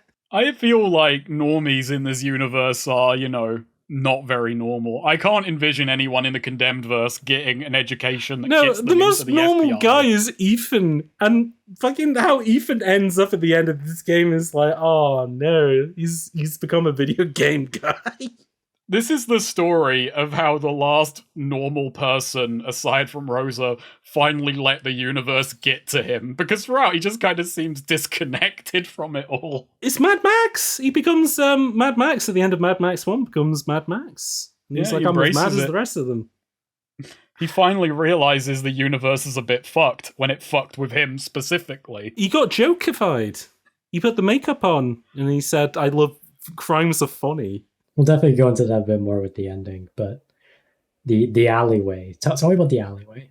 It's like a cool like wave sequence. Like again, it's like we say this on like other episodes of Bullet Time, but it's nice when you just like you take the same ingredients that you've been using level by level, but you'll remove something or add like a ton of something, and you'll get like a different sensation out of it. And in this case, it's just sending shitloads of enemies one after another after you. It's and cool. then the police are shooting you, and then you go into a dumpster. Yeah. You hide in a dumpster, which then rolls down. Oh yeah, it does. It rolls down the hill, and you just ride it all the way down. You just suddenly have a fucking Donkey Kong level in the middle of... You want to know what the objective is? What is the objective? Survive? I wrote it down. Survive the runaway dumpster. Oh, when this goes up on Spotify, that better be the randomly selected chapter title. Survive the runaway dumpster. Snake, after the dumpster, the cutscene plays. Did the cutscene bug for you? No, that one was clean for me. Actually, It let me bugged for double check. Thomas was still in the dumpster. Let me what? What happened? Ethan Thomas was still in the dumpster. Oh, you gotta give me a picture of that. I couldn't get it. Oh, dang it. Oh, damn. This is why I record everything. I wanted to record it, but I had this issue with Fear as well. Steam's recording is bugged. Yeah, it's not great. The Lift Tech games. Well, no, it's just the Lift Tech games. Because when I hit E, it hits my click button. Weird. But yeah, you survived the runaway dumpster. You're hiding in like a small room. And then Rosa calls you. And it's like, shit. And the cop's like, oh, what's that? You do get a Metal Gear Solid guard where, yeah, Rosa's ringing you on the phone. There's a cop outside with a flashlight. And Ethan going, Rosa, shut up, they're right outside. Did anyone think that the cop that was outside looks exactly like the cop who wears the hat at the beginning of the game? It might have been the same guy. Even though they only had so many models. But I yeah, guess so, yeah. But I was wondering if they were making a point of like, now you're on the other side of the law, which is like, well, you don't need to make that point. I knew that from 20 minutes in. Like, you don't need to ratify this, but okay. And then you somehow end up at the library. Yeah, you know that having fun isn't hard when you have a library card. Unfortunately, this library, you need fire axes and shovels to get anywhere. So. Yeah. We were talking about how fucking condemned this whole city is. You turn up, Rosa's there, and she just says, oh, by the way, this building is full of squatters and addicts. So she also says my favorite thing, which is, two moments where this game like made one eyebrow raise and then the other. First one, hey, so while I was at the FBI, they've been doing like investigations on you to figure out why you killed those guys. Yeah, you got some fucked up medical history. Check this shit out. Where it says, you're heavy as fuck, you have big ribs, and there's something to do with your throat that they blacked out. Oh, and also there's like spots in your brain. And she's like, no idea what that's about. Oh, well. Oh, by the way, the guys at the station, they love upgrading their tasers, so here's a treat on me. And you get the super taser. Which one-shots enemies. Yeah. So, I didn't mention it earlier when we were talking about combat. The taser is... it's a crutch. It's so powerful, and then this just, makes it even fucking worse. I wonder if it was added later in development. I mean, because maybe it was a hedge against, like, people aren't going to be used to this melee combat. It is quite challenging. It is quite thing, so they gave you this to give you a bit of a tide turner. Especially in group fights and enemies with guns. Exactly, yeah. Yeah, no, I think once the enemies start using more guns, it's like they need to give you something reliable that has a bit of range on it. That being said, too, Joe, it is the thing that I said at the beginning of this game is stuck between Prestige mode and Doom Wad mode. And, like, fucking Super Taser is, like, such a fucking Doom-brained idea. And it's such a bulky device, too. Yeah, it looks like a fucking sci-fi, like, brain gun. It's stupid as fuck, but it's great. And you know what? This is why I rationalize that we can't sprint for very long, or later in the level, make a very tiny gap jump that separates him and Rosa, because we're just heavy as fuck. We weigh like 300 kilograms, even though we're just kind of built like puffy a as hell FBI jackets. Yeah, that's true. You are wearing the what's the name of the guy from Yakuza who wears the puffer jacket that people have modded to make bigger? Daigo. Yeah, Daigo. He's got the Daigo puffer on. But yeah, like. This is the first guy in history who literally can use the excuse, I'm big boned. He is. Because, yeah, he has very dense bones. Yeah, he has the densest bones possible, which you go, oh, well, I mean, that's probably, like, they're just having a cheeky thing of, like, that's why he can be a video game man, of, like, he can take all this fucking damage and just, like, shrug it off. No, they explain what the heavy bone shit is in the second game, and it is the dumbest fucking thing I've ever heard, but I kind of love it. It's so night and day, this shit, which is ironic for a game that's only taking place at night. But... That's true. But yeah, then you and Rosa are on an adventure in the library. Now, you would think that this would be the part of the game where you have to do, like, Leon and Ashley style, escorting, protecting the second character. No, this is like a fucking ghost house. When you are fighting enemies, Rosa is not there. When Rosa is there, you are not fighting enemies. And you're looking for a working computer, and you can tell this computer doesn't work because it has a red X on it. Oh yeah, I forgot about the old ass CRT monitors. And then you find the working computer, and it has an I Hate Mondays poster. It's so cute to imagine that at some point people turned up to work in this universe. I just assumed that it was like the day before was absolutely fine, but maybe it's like, it's like the day after like a big football match. Everyone's just staying at home. Like that's why all the rough sleepers have gone crazy. The Metro City footy heads. Yeah, I don't know if this is worthy of the episode thumbnail, but damn, look at that fucking poster. And that's the fact that you're holding as well the bloodied paper cutter as well. Yeah, it looks like a hatchet. Well, I mean, that's why they put it in. Like, one of the levels, one of the weapons you get in this level is a paper cutter, and it is the gnarliest thing. Like, I mean, it is my favorite weapon. Yeah, I mean, Tuja, if you've ever seen a paper cutter in real life, those things literally just look like somebody took a fucking cutlass and then just screwed it into like a metal butt. It's just like, no, these are weapons of history that you've tried to like civilize into like office fucking equipment. This isn't real. Like, we've turned our swords into plowshares and our cutlasses into paper cutters. It's like if you were like, oh, get the hole puncher, and it's just a 9mm, and you're just fucking blasting holes and like bits of paper. I feel like there's a American parody short film in this of all weapons just becoming civilized utensils. Did you ever play that VR game, The American Dream, where like the joke? No, I saw the reviews and it seemed very unfunny. That's unfortunate. Yeah. Maybe it wasn't unfunny, but I just saw it as like, oh, this is definitely not a joke that will wear out its welcome in 5 to 10 minutes. It's like that TikTok video of the woman who just keeps tapping you on the head, and it's like, no, I get it, stop it. Like... So James, you mentioned how like enemies don't appear when Rosa's with you. So how does Rosa get away? How does Rosa leave you? Oh yeah, doesn't she get locked behind bars for like a moment? Oh, doesn't she pass out? No, she gets kidnapped. Oh yeah, she does get kidnapped. Yeah, like SAX, Samus's doppelganger kidnaps her and throws her in the dungeon part of the library where there's a computer.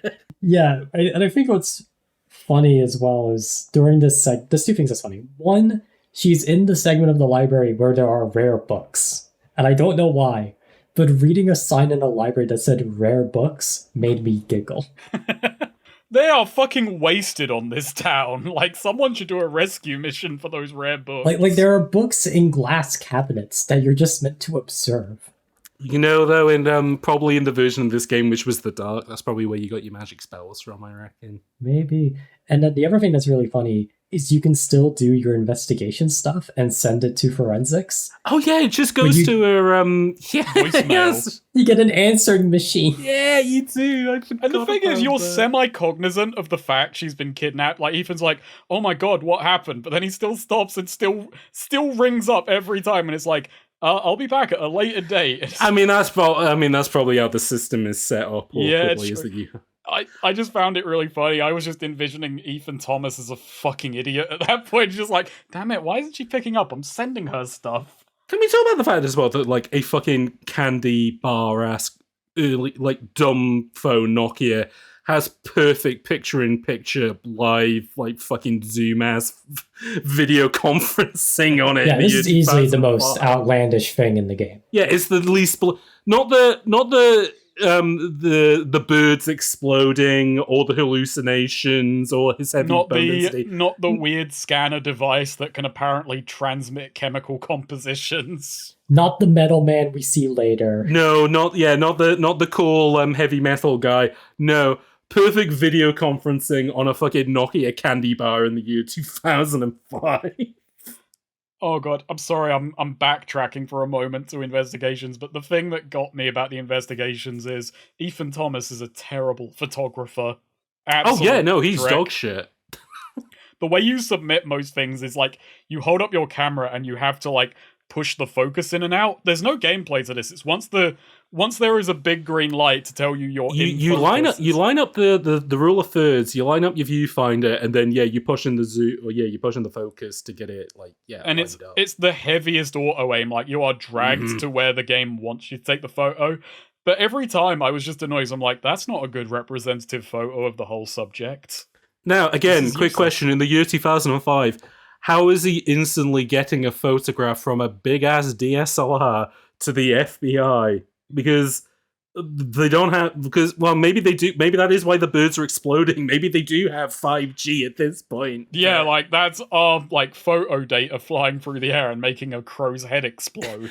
Making all the homeless people go absolutely bonkers is all the fucking the shittiest photos. But yeah, that's why they're getting angry, because they can see the shitty quality of the photo being sent to the FBI by you. They're all really mad about our sick picture quality while they're on, flip phone fucking 240 by 320 super low bitrate photos that they have to spend credit to send. But yet still have perfect video conferencing capabilities on them. But that's on our phone. That's just our phone. It's only our phone. We got the super slick FBI model. They're all on shitty bullshit. They've got Motorola Razrs and stuff like that. They all want our phone. They do. That's why they beat us up, which it makes sense.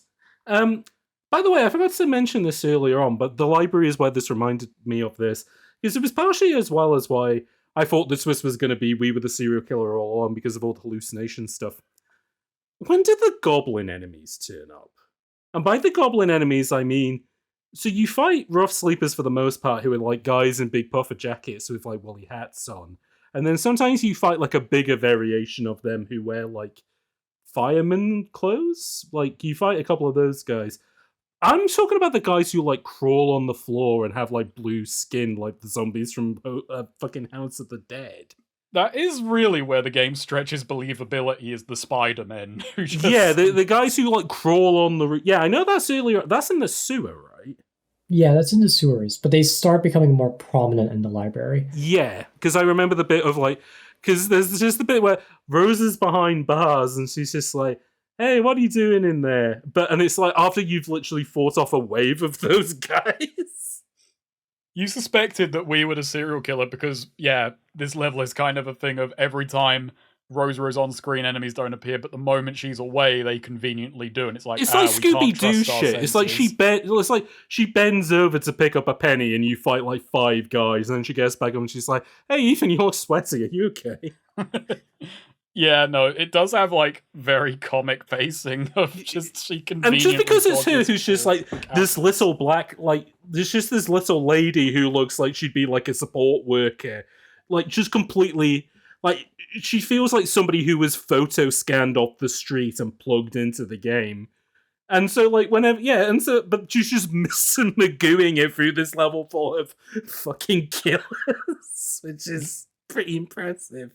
To the extent of SKX doesn't even kill her, which you'd expect that'd be the twist at that point of the game. But no, the condemned guys threw a curveball at us by not killing her. So yeah, he just wants information on the next serial killer, which is the torturer. And you talk to... Oh yeah, and then you talk to her about it, and she goes, "Oh yeah, fuck, what? So how did they get to the thing of knowing that the torturer was a They connect it to he went to this school, he killed a guy there, so Serial Killer X is probably going to go after him here, I believe. Yeah, did they make the connection that SKX was a student of the... Oh no, the student of the school was the torturer. So there was a news report where they're like, oh, we're still we're here at the news. We're still finding out the origins of the torturer, but this gym teacher says things that there was a kid that says things that are very similar to the MO of the torturer, so and so. He said that this kid made his school in Doom. He's probably and then they're like, oh, the gym teacher is now missing after making those comments. Oh yeah. So you go to the school and it's the dingiest fucking school. Yeah, it's a school that would be like a Marilyn Manson music video. It's like no one has ever like. This isn't even like an abandoned school. This was a school that was built to look abandoned. Like, and then you fight an evil lunch lady. Oh yeah, the evil. Oh yeah, lady. that's when that's when they remembered that they were Monolith and when what if we just put a big fat lunch lady boss fight in this? And she's a burly one. Of course she is. She's on the level of that fucking character in Bully. She's just massive and angry. Like she takes a lot of hits. This would be like the boss in like a Duke Nukem game. This is like, I will say this, having semi-forgotten about it, you can already kind of see Condemned 2's tone slipping in with like gimmick fights and crazy ladies. Yeah, the longer it goes on, the more it turns into like a prelude for Condemned. Again, maybe it was like Lord of the Rings. Maybe they kind of made both back to back.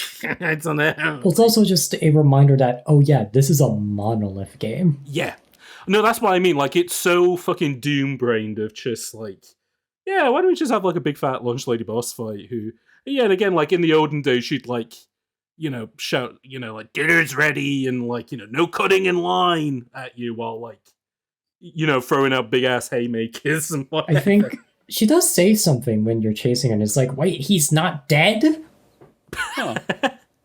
I think she said that, but the school's good. The school's very, very, very yeah. good It's a really cool setting, and you mentioned earlier about you can pull off locker doors and use them as weapons, and yeah, very satisfying to use. You can kind of see, yeah, I'm really realizing more and more, especially because this area returns in Condemned 2, that they are latching onto the fucking gimmicks at this point. They're realizing, oh, the real juice of this game is taking an environment you might be familiar with, putting a fuck it up makeover on it, and then like letting you loose and grab everything and fight your way through it. There's a cool not to give it too much credit, but there is kind of a cool Duke Nukem 3D feeling to it of just like, hey, these are like places in your own life kind of thing of like you could imagine if this was an older game, they put basketballs in there and you'd be able to like throw them through the hoop and get like, and if you did it, you get like a little fanfare or something, And there is a basketball hoop with a funny little arm hanging from it. That is true. It's so funny how it shows up because you turn on the power, the scoreboard starts making noise, and then the hoop just clunk. I'll say as well, like, it's go back to a very basic point, but just I really, really enjoyed how much of a thrill ride the plot was in that, because it did go from, oh, we're hunting a serial killer while being chased by the police to, oh, there's another serial killer who's on to me. Now I'm trying to, like, in this fucking race that has now become a 4-person fucking race, I'm now trying to get ahead of him to save a serial killer. And it's like, man, like, this plot moves so nicely. Yeah. It moves so well. It's funny because they were saying about the plan for this was, and we didn't really mention it early on, but obviously this was the era of like doing ARGs and tie-in media. There was a Flash game that came out alongside to like promote this game where it was called, I can't remember what it was called, but it was like you were finding out about Serial Killer X just before the game came out, and you did it by like looking through case files and stuff. But the big pitch that Monolith went to Sega with was like, oh, this could be like a movie. Like we could spin this off into like its own thing. And like early on, I'm like, this is a bit too much like kind of Poor Man 7 to really pull that off. But yeah, the moment that it turns into there's 2 serial killers and one of them's basing his motors on stuff that you've done, to then turning into you're racing a serial killer to save another serial killer is like, that is like a genuinely really like, I've never really seen a film like that. That's like a really cool idea. It's a super cool conceit because it's like, I don't know, the tension just keeps up really nicely. Every plot element as it comes in, aside from the you have giant bone stuff, which the game moves on from very quickly. It's all the gears are in motion really well, and they keep adding new elements to the plot, which is like, oh, cool. You keep wondering where they're going next. Like, oh, what am I going to learn from this serial killer that I hopefully save? Which is a weird. And there's also the mystery of Malcolm Van Horn, because he shows up just before who's this the guy? Like, level. how involved is this guy? Like, is he an enemy or what? Like, yeah, why did he set me loose? Why did he warn me? What's his game? What's his gain in all of this? So you get to the end of the level, and you realize you're too late. The torturer's already been kidnapped, but you do find the torturer's victim, and him being still alive actually jumped me. That's what I was talking about with the forensic stuff. Really good jump scare with that. You're investigating it, and like it's like, oh, get a picture of his face, and it's as you're zooming in, it's like he just fucking jumps you, and it's like, oh, that is such a good. That's an actually effective jump scare, and they do a good job with his audio as well, because it sounds like his tongue's gone cut. Yeah. The serial killer's whole thing, and I think maybe we went over it, was, yeah, essentially, this is a guy who doesn't kill his victims directly. He tortures them. He drives them to killing themselves, essentially. Yeah, so he never gets the killer blow. So, yeah, essentially, the serial killer X has now put him through a similar thing. Because I think this is the torturer, isn't it? It's not. No, it is the torturer that's in the locker, right? No, it's not. It's the gym teacher. It is the gym. Oh, right, okay. yeah, it is. Sorry. Okay, never mind. Yeah, and I think that's interesting because of serial killer X's involvement, the torturer does kill someone. Because the gym teacher does die of blood loss and shock afterwards. Yeah. Oh, okay. He doesn't kill himself. And it's an interesting thing as well, because, like, it's a literal monster closet. The guy looks fucked up, but, like, you feel fucking sorry. Like, again, like, just through the performance alone, you're like, oh, this is a guy who looks like a video game enemy, but he is just this poor-ass guy bleeding out on the fucking floor. Like... Yeah. He's fucking, it's like so gnarly, and also you got that personal thing of, well, shit, I fucked this one up, I failed this. Yeah. And then you get to your last clue, which is, he might be at this apple orchard that shut down a decade ago. Well, my favorite video games, Half-Life 2, The Citadel, Halo, the Pillar of Autumn, Condemned 1, Apple Farm. There is a tiny bit of foreshadowing during the Bart's level where when you're investigating the body of the matchmaker, Rose is like, oh, there are pesticides here. That's like the earliest foreshadowing, I think, for going to an apple orchard out of the city, where you kind of learn that, oh, the countryside is just as fucked up as the city, actually. And you're driving there. You're driving there with Van Horn at the wheel, and he's like, you are a special boy. Oh yeah, just jump back, as we're leaving the school, Van Horn is just conspicuously waiting outside for us, and he's like, right, get in, we're going to the orchard. Not only outside, the way you get out of the school is you climb through a little, like, basement window, and he was there waiting for you outside the basement. How the fuck did he know that? No, the basement window, that's the start, and then at the end, you're at the entrance. Sorry, that's right. I think he gives you a ring, and he's like, oh no, you're right, he gives you a ring, he's like, hey, let's meet outside. Oh, you know what? This level, the fucking pool section on this really annoyed me because I didn't notice there was a submachine gun behind me. So I was just meleeing this wave of fucking enemies. It's a really good set piece, though. Yeah. Is it the school or is it the Apple Farm where the FBI starts ringing you then and starts being like, Ethan, hand yourself in. It's all over. Fuck you. I want to say it's the end of the school. Yeah, because Rosa starts saying at that point, I can't really help you out much longer, which is the game's way of saying, yeah, we're gonna start wrapping up the forensic stuff soon. No, it was the house. It's the house because you have to get the clues. I will say, a bit earlier on, when you are on the train to Bart's, you do get a call from Pharrell, the FBI head, and it is a really funny conversation because Pharrell is over the phone saying, look, man, this kind of shit just happens. Just turn yourself in. And Ethan goes, I'm not crazy. I don't need a shrink, as he's having a hallucination. Like, look, man, but they're not taking his word with any value when he says, "I did not kill these two police officers." Like, come on, Ethan. That's what all people who killed two cops would say. It's like Will Graham in Hannibal, where they make him draw the clock, and he's like, "This is stupid," and he's like looking at it, looks absolutely fine, and he hands it to Hannibal, and it's like all the numbers are fucking falling off it, But yeah, this game ends with you going to a spooky mansion on an apple farm where it literally... And it's my favorite level. I get... Well, you know what? I can guess where this becomes your favorite level. It's not the bit with the house itself. It's when you leave the house and it turns into a fucking build engine game, right? No, I like how the house is just... It's just a small house that you spend a long period in just being soaked into the atmosphere. Yeah. I mean, I'll give it that. It's a cool... I think the thing that wore me out a little bit with the house was the wave section part of it. Oh, yeah, definitely. It definitely the wave section sat me. Granted, I'll admit, I could have just been in a bad fucking mood at the time, but I had a really bad time with the follow the trails puzzles. I did a little bit as well, but I didn't... It was enemy light enough that I didn't mind too much, but... When the piano falls down the stairs and they go, "Oh, sorry, this is one of those axe breakable pianos. You need one of those." And it's like, "Oh, fuck off." I think what also helped me enjoy it was that I turned off all the light switches.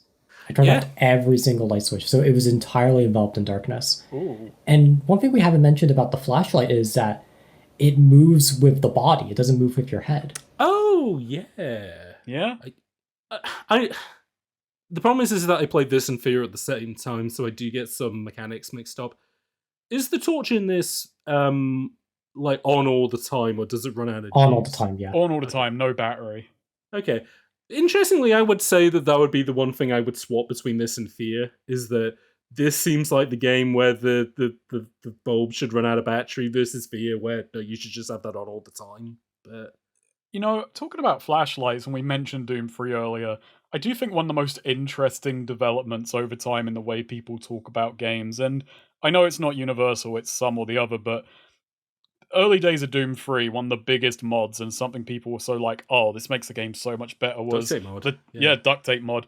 Nowadays, I think it could be just the way people talk about games, but I do feel the needle has shifted to, no, don't play with this mod. The point of the game is you are meant to choose between can I see or can I fight. That's the central tension. Whereas in this, I could see if your flashlight went out, same way you can only use your taser, taser I think you can use too much. That should have been more limited, I feel.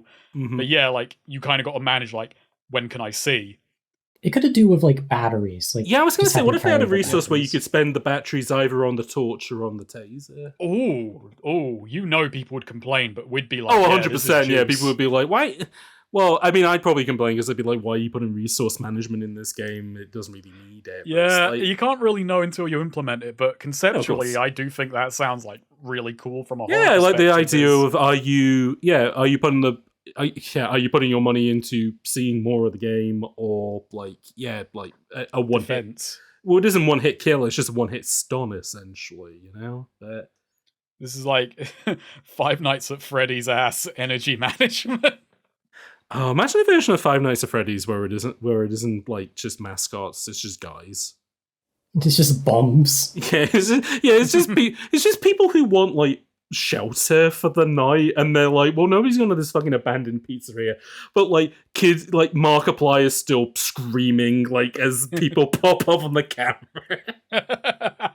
I'm just imagining like Condemned, like the bum fights, and they're just doing the Freddy noises. Whore. That could happen in 2, you know, because again, this game has the mannequins. You can imagine they'll go to a pizzeria in Condemned 2, and they're dressed up like the mascots. Somehow there'd be hundreds of them because you fight hundreds of guys in that game, but you know. One thing we forgot to mention as well with the library is that your flashlight breaks. Oh yeah, you do actually have a moment of darkness. That's actually something I was going to mention, because we're coming up on the finale, and one of the big things of the finale is they take your taser away. Yeah. Which I was going to say, I think just like, you losing your flashlight for a moment, I do genuinely think this game should have had more moments where you couldn't use the taser for one reason or another. It only just to raise tension, because it does feel like the final level of the game kicking your crutch out from under you and going, right, I hope you've actually bothered to learn the combat mechanics, fuckface, because you need to know now. Yeah, but just before then, you're going around looking for clues. And then at the last clue in the attic, you fight a metal man with a stick. And he fights like a kung fu monster. Wait, yeah, there is a metal guy. Oh, so yeah, I thought that happened in 2. Yeah, you fight a fucking metal guy. No, the game ends with you fighting a lot of martial arts monsters. It's weird. Like So getting the achievements unlocked like behind the scenes stuff, and one of them is a mocap of that stuff.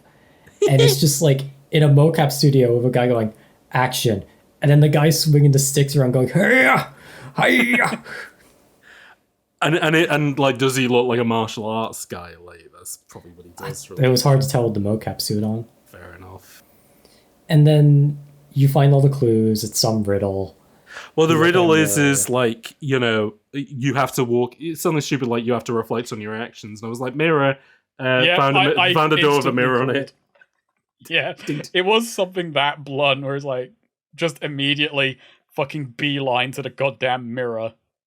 I first thought it was related to the light, which is why I turned off all the light switches. But no, it just made the scene look cooler. So you go to the mirror. I forget what's behind the mirror door. It's another room where they're doing it's another room with shit photos and stuff. Oh yeah, just with like clues and stuff. So you go back upstairs, and then a door mysteriously opens, and you find the torturer. He's dead. No. And Ethan does probably a really stupid plan. Uh-huh. Oh yeah. Well, wait. The torturer is dead, but you figure out that the torturer killed themselves. Ethan summarizes that serial killer X doesn't know the torturer is dead. He makes a wild fucking gamble in this moment to catch SKX. So he drags the torturer into another room, puts on his clothes, wipes blood on him, and then pretends that he's doing the same pose that the torturer did. And while it is a stupid plan, it's visually really cool because you're looking at like a broken TV and you see XKX in the reflection. But then Ethan goes, wait for it. Which does kill the tension a little bit. Yeah. And then you find him, and it's kind of goofy. Now, why does he put blood on his face outside of what I assume, which is he's gone full bonkers and thinks that I must become the serial killer to kill a serial killer? I think just to hide the fact that he's Ethan, his reflection in the screen is... okay, that makes sense. But you want to know what was goofy about this for me? So the boss fight is... So the second floor of the house where you find the torturer is in a perfect loop. And then Serial Killer X's gameplay is, I'm going to run away and I'm faster than you. So you're just chasing him fucking Looney Tunes style in a circle around his house trying to catch up. And he has massive bullet resistance. So if you saved a shotgun for this moment, he tanks that shit. Even if you land all the shots, as I did. And then he eventually just he does stand still and you fight him, and it's fun. And then you get whacked in the head with a shovel. And then you wake up and you're in a barn, which I assume is in the apple There's something farm. in between.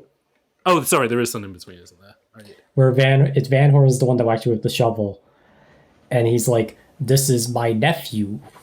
He's a good boy, you see. He didn't mean to do this." And then you learn that the killer's name is Leland Van Horn. Oh my god!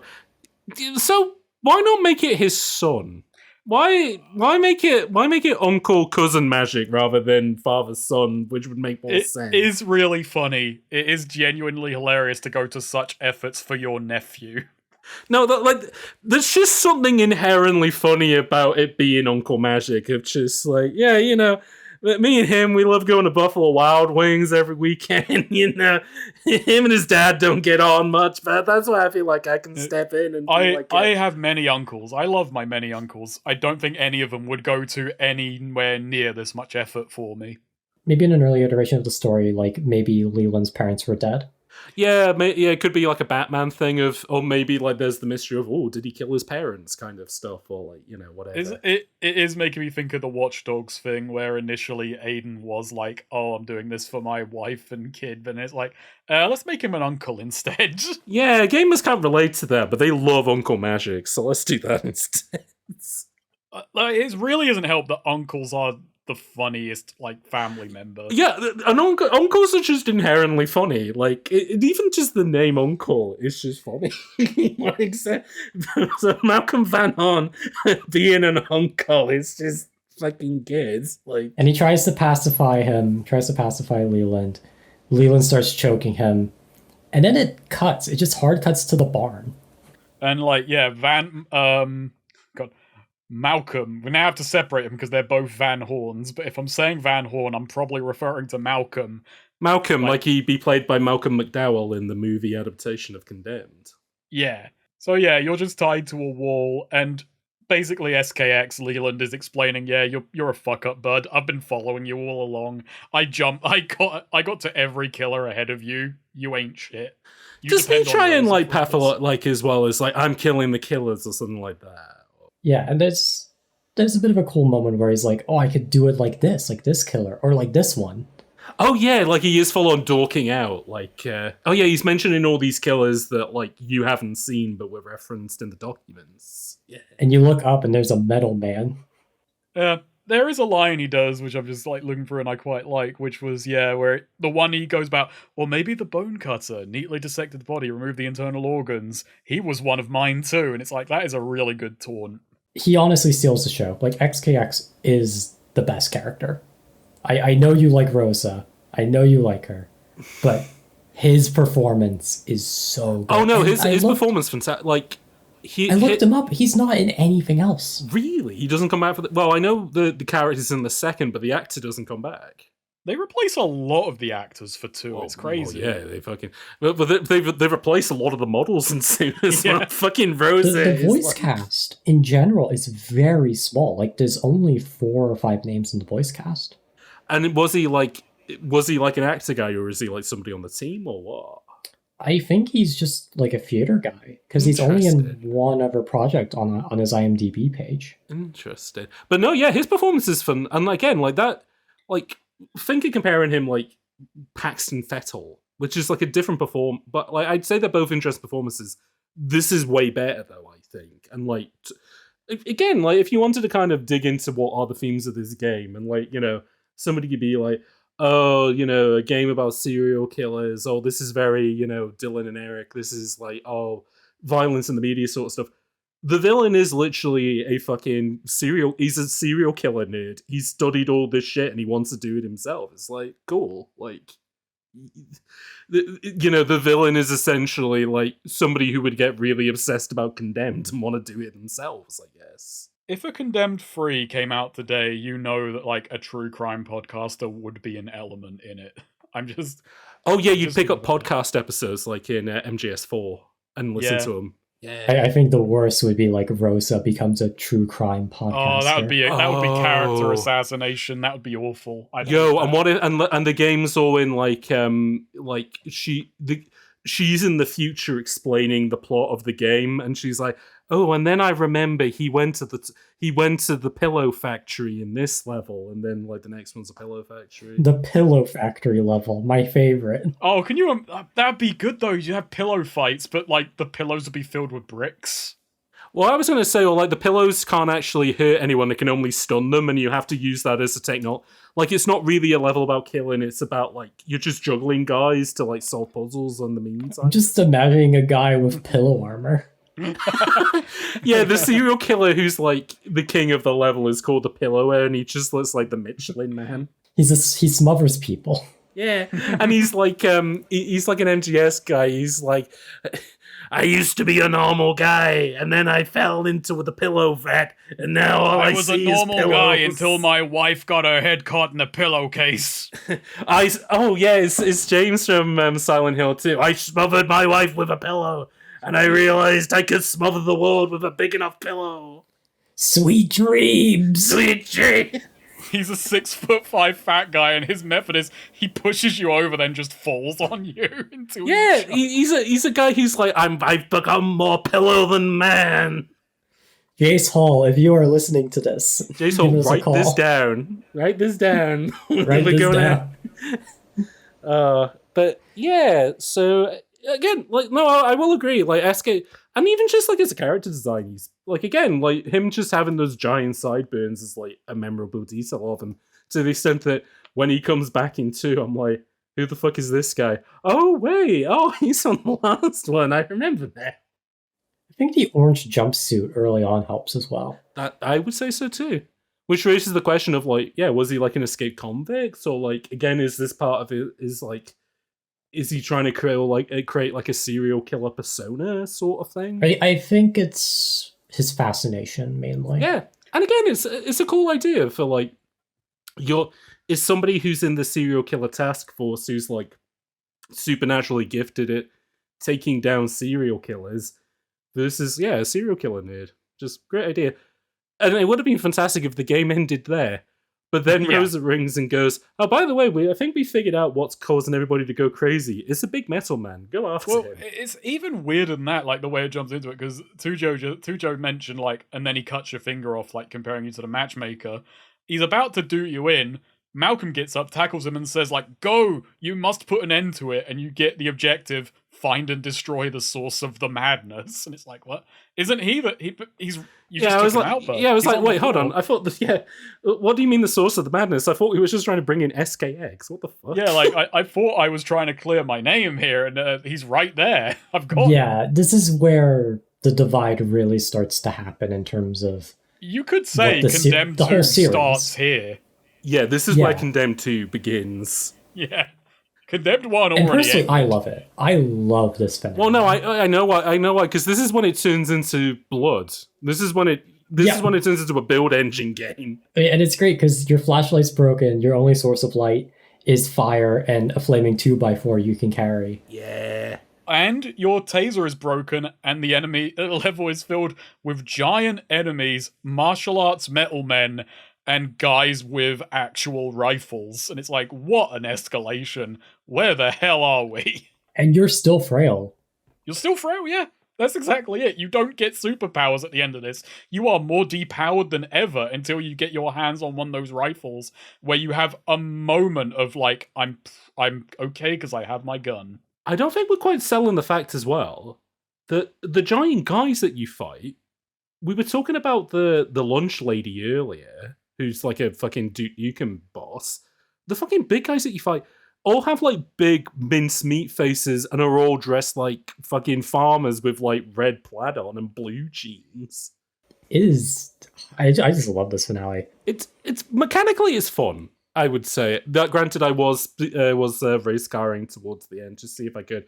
Man, this is not a game that you can race car that much because those guys will follow you through loading zones, which you've got to face them. You can't, if you try and like outrun them, which I think maybe I did after a death and then turned around and realized, oh, there's now 4 of them closing in on me. Shit.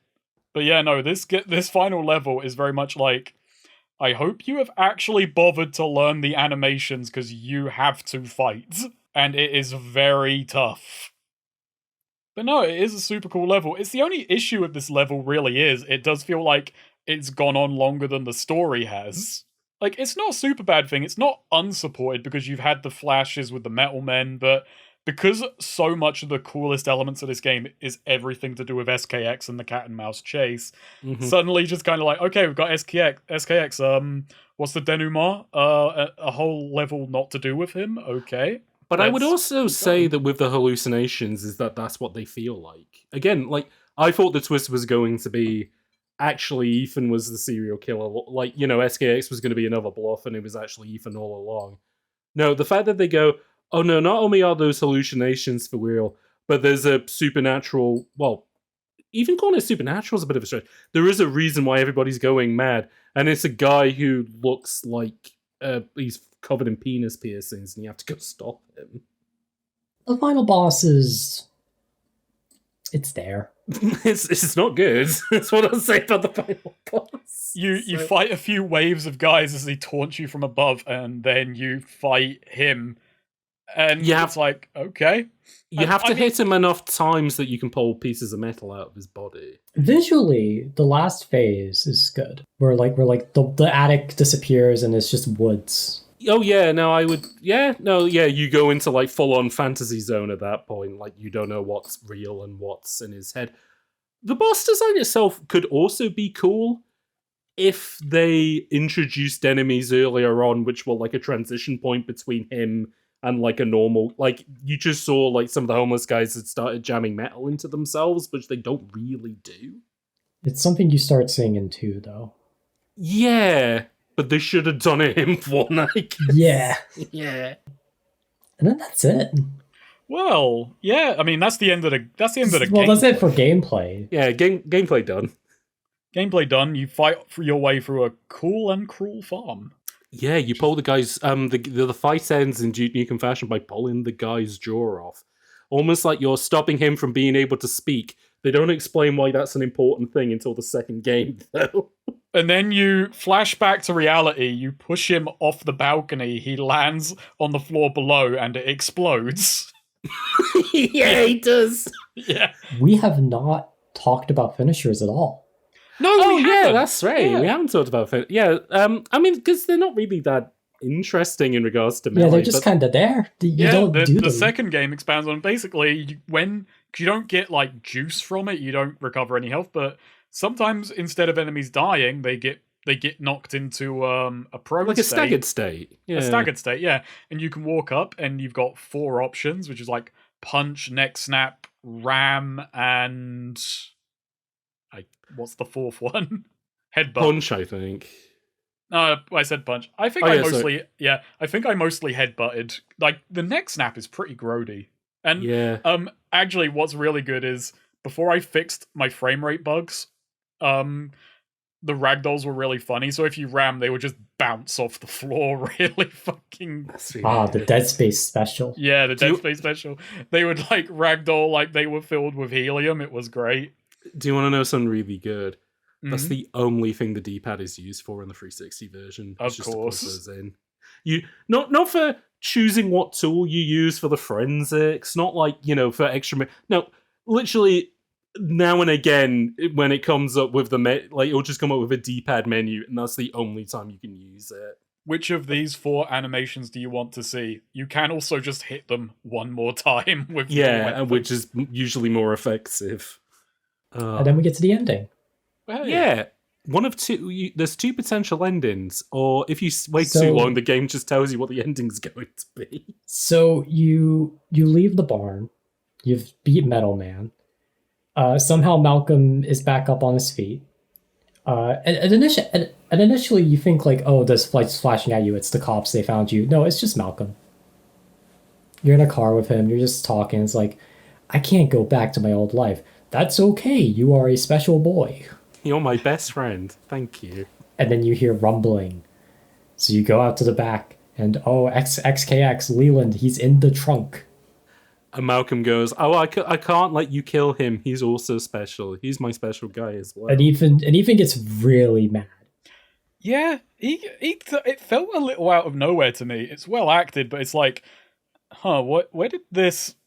I think in the context of what just happened, I think it makes perfect sense. I mean, especially I think Ethan's just at the end of his tether. I mean, granted, Wait, was it a thing of like Malcolm's like, I gotta kill him, but Ethan's like, no, we have to bring him in?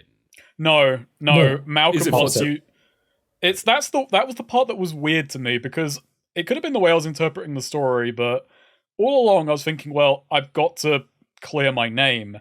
And now we got the guy in front of us, and it's Ethan going, fuck this guy, I'm gonna kill him, where I'm thinking, this is my ticket back to the old life. Yeah. Well, the thing is that, like, James already said, Ethan's at the end of his rope, but also the metal men are kind of like surrounding him when he's making this decision. And it's already like a little bit implied that the metal men caused Leland to go crazy. Yeah. Okay. But yeah, then you get the final choice, which is shoot or mercy. And it doesn't matter. One thing is as well. So I think I was texting somebody when the cutscene happened, because if you wait more than 10 seconds, the game decides for you, which is mercy. Hey, James, you talked about what if the gun came back. Thinking about it, it does, because he produces your gun and blows his own brains out with it. Oh, yeah. Well, you think he blows his... fuck, that's a spoiler for the second one. Never mind. We've already spoiled it. I guess, yeah, I did by saying he came back. Yeah, you think he blows his brains out, but he comes back in the second one. Whoops. Yeah, but hey, yeah, you do either see kill him or he dies. He's dead no matter what. And then it hard cuts. Hard cuts to weeks later, and you're in the cafe from Fahrenheit. A really shitty looking cafe. I mean, they had like 5 minutes to get into the game. They even comment on it being a shitty cafe. Has Ethan already started drinking? Has he started getting ready for Condemned 2? Or is that just a glass of water he has there? Who knows? Ooh. I mean, after what just happened, I'd need a fucking drink. And then Rosa turns back up and she says, hey, good thing they let you back into the FBI, after all that happened. Then produces a piece of paper that says, I'm wearing a wire. And begins asking what happened with Leland afterwards. And he's like, I don't know. So he goes to the bathroom, he washes his face, and then ooga booga booga booga. Yeah, he washes his face so hard that he turns around and he's also wearing the funny metal it's like old fashioned Victorian braces, essentially. Yeah. Yeah, it ends on a jump scare. The Dead Space special. Snake texted him when he said, did the jump scare get you? And I was like, absolutely not. And no, it didn't get me either. The jump scare is so obvious what's coming. It's just kind of I guess the more thing I was surprised by was well, what does the metal mouth represent other than he's a metal maniac now? Well, we learn in the sequel, kind of. I guess we do. We get a bunch of answers that most people really don't like. Uh-huh. I remember half of those answers. Oh, well, I'm looking forward to you remembering all of the answers after playing Condemned, which we will cover in the next episode of this. One little nitpick about the ending. Yes. So every level you beat has an end of chapter screen. I really hate how the game ends, it does the wooga booga booga jump scare. Then it goes to the chapter end screen. And then it goes to the credits. I'd rather just go straight to credits, because the credits is great. Yeah. The intro and outro of this game has a crime slides aesthetic, which is really cool. It's very Fincher 7. That has similar opening animation kind of it's a guy going through a serial killer's diary, essentially, and it's all quick flashes of creepy writing and stuff. Well, yeah, as you said, this is projector images, and it's all grimy people's bodies and stuff. It's a great tone setter. Yeah. And not only that, but we didn't really mention the music that much. I don't think much of the stuff that's actually in game, because it's very kind of it's very atmospheric. There's only 3 songs in game, and then there is the menu theme. I like the menu theme. It's cool sort of spooky trip hop music, which was it is kind of boppy. Yeah. It kind of doesn't fit after you beat the game, but no, but it kind of sets the tone nicely at the beginning. Yeah. For the most part, this game, it's just very atmospheric, just a lot of ambient noise instead of actual music, even during the action sections. Yeah, which makes sense for this. Because you want this game to feel very diegetic, so nothing's taking you out at the moment. Yeah. I really like this game. This is one of those, again, the fact that I thought that this was a bad game initially, and I think talking to you about this game and people who've actually played it got me to realize, oh no, Condemned is actually good. And then actually getting to play with it myself, I was like, yeah, no, why didn't this go on to be a bigger deal, I think? It's a very slow-paced horror game. I think even as a mainstream success, it's a niche success. It wasn't going to turn a bunch of other things into it. I guess what makes it feel like a bullet time game and not affecting the zeitgeist is you get very few independent Condemned likes. I think David Szynski, he put out a Condemned-like game at the start of this year, which is like, that's very interesting. Yeah, David Szymanski did Butcher's Creek, which came out in January. I've played it. I don't think you two have yet. Not yet. No. I only learned it existed like a week ago, which I really like it. I'm going to give it a go. It is the closest to a Condemned spiritual successor you will see. Interesting. It's very loose comparison, but in terms of melee-focused games, like, I figured, James, that's part of why you wanted me on these, is I like first-person melees. But for single-player games, Corpus Edax, that's one. That is a first-person melee sim.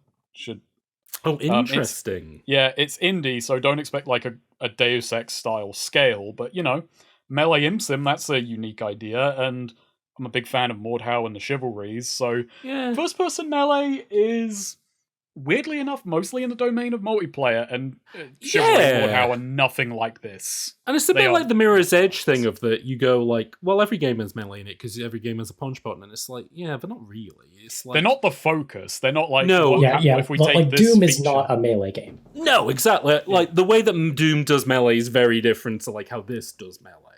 And even then, like, again, like Chivalry, Mordhau, Vermintide, these are all modern examples of melee combat, but they are much faster paced and very different in terms of aesthetic. Yeah, and I mean, that's why I wouldn't put them as direct. That's why I say they're much different, because Chivalry and Mordhau, they're far more on the technicals of melee combat, whereas Condemned 1 and to a lesser extent 2, they're much more on what this does for the tone, what this does for the atmosphere, because they're emphasizing the brutality of it. Yeah, exactly. Whereas those games are more like the technical skill of it, which is very different, results in a very different game overall.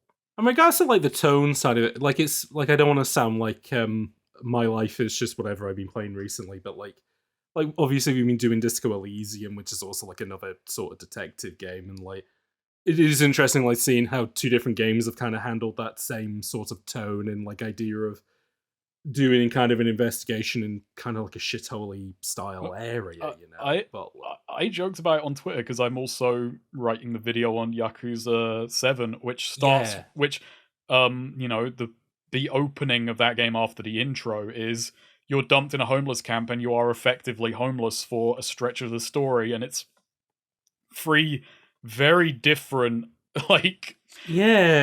approaches to dealing with the sort of the subject of rough sleepers. If you were to rank them in terms of like crassness and sympathy to the homeless, it's like I imagine like a dragon's probably number one in that case. But... well, yeah, probably number one in sympathy, but like crassness I think is in the middle, whereas Disco Elysium is the least crass. Yeah.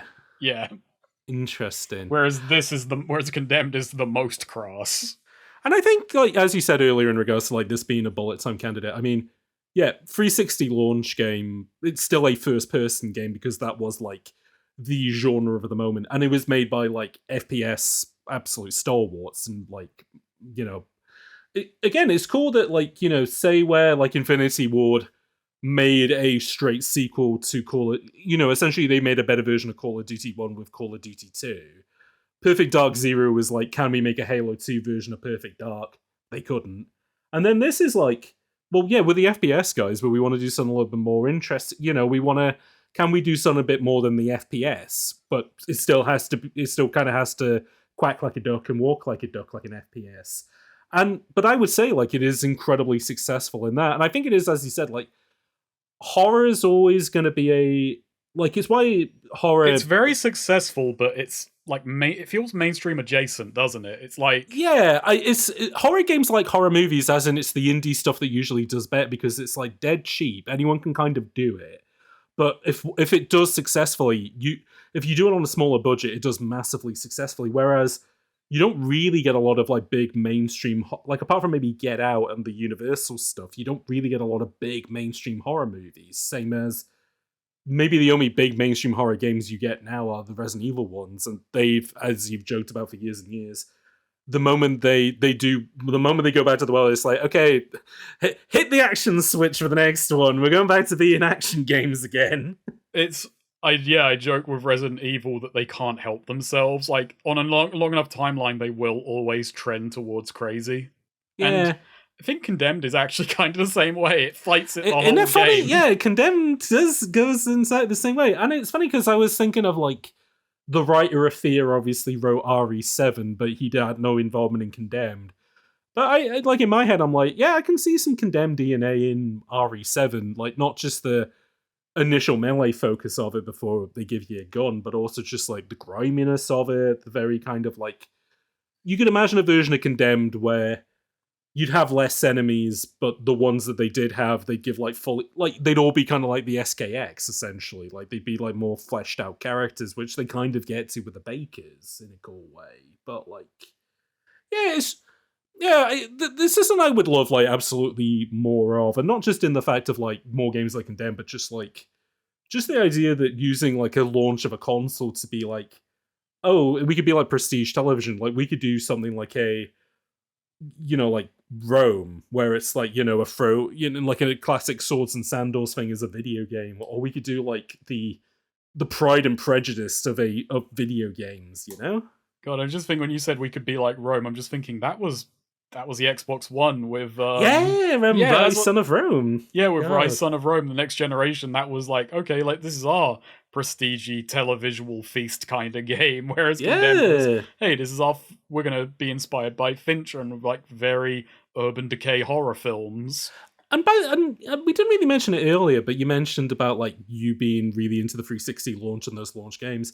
I find it such an interesting thing as well against Dead Rising, which is another horror game, but obviously that's like a lampoon of Dawn of the Dead. Well, saying it's to the point it had to have a sticker on the cover saying this has nothing to do with George A. Romero. This has no affiliation with George Romero or Dawn of the Dead. More games need that, honestly. Dead Rising is like super. I was so excited. I think a big part of why I don't follow games so much nowadays, like I see one thing, I decide that's cool, I'm gonna get that, and I do think you do miss out on pre-release discussion. But you want to know something weird? The first time I played Dead Rising 1 after spending like 3 years waiting for it, I didn't like it that much.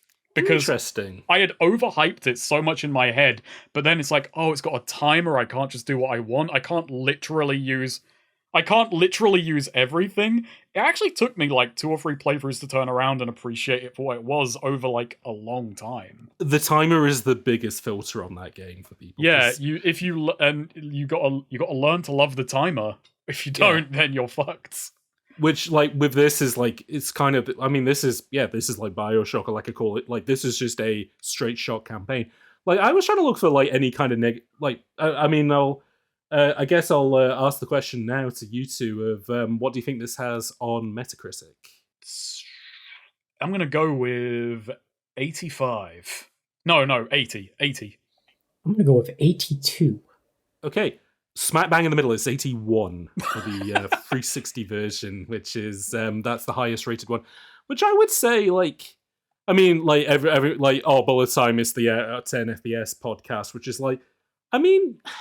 In my head, yeah, it is an 8 out of 10, but then when I go through it and I go like, okay, but why is it, what docks it 2 points? It's like, and we did talk about negatives in the podcast, but like, I am struggling to think, because like, it is kind of a weirdly perfect execution on its concept, but, I guess it's not like it doesn't blow your socks off the same way as like, I know this is like an odd way of putting it, but I think the way you're thinking about games, it's a perfect execution of its concept, is the way that games should be judged. Yeah. Whereas there's the split between people who think about games like that and people who think about what is this game as part of a grander tapestry. Oh, it lacks this feature, ergo bad. Oh, I'm a bit slow, ergo bad, rather than, oh, I'm slow because this is the tone of the game, or this fits its rhythms, or it's, it's judging it for what it isn't instead of trying to figure out what it is and going along those metrics. It's what you said about the horror thing. Like, this is a perfect cult game because the people who gel with it, everyone's like the SKX. They immediately get what this game is going for, like, and just like you just kind of marvel at its competency versus, say, like, I don't know, like a game which is doing like a ton of like like a Trespasser, where it's like super ambitious, but it's also a complete mess. I mean, granted, Trespasser wasn't getting like 10 out of 10s from people, but like... But like this pushes the right buttons to me, where like I'd probably give it like an 8 or a 9. Yeah, no, I would say that this is a high 8. Yeah, this is a high 8 for me, and I even think there is the ambitious quality to it of, like, yeah, this is a 360 demo game, like, in a good, like, affectionate, like, really good, interesting lighting.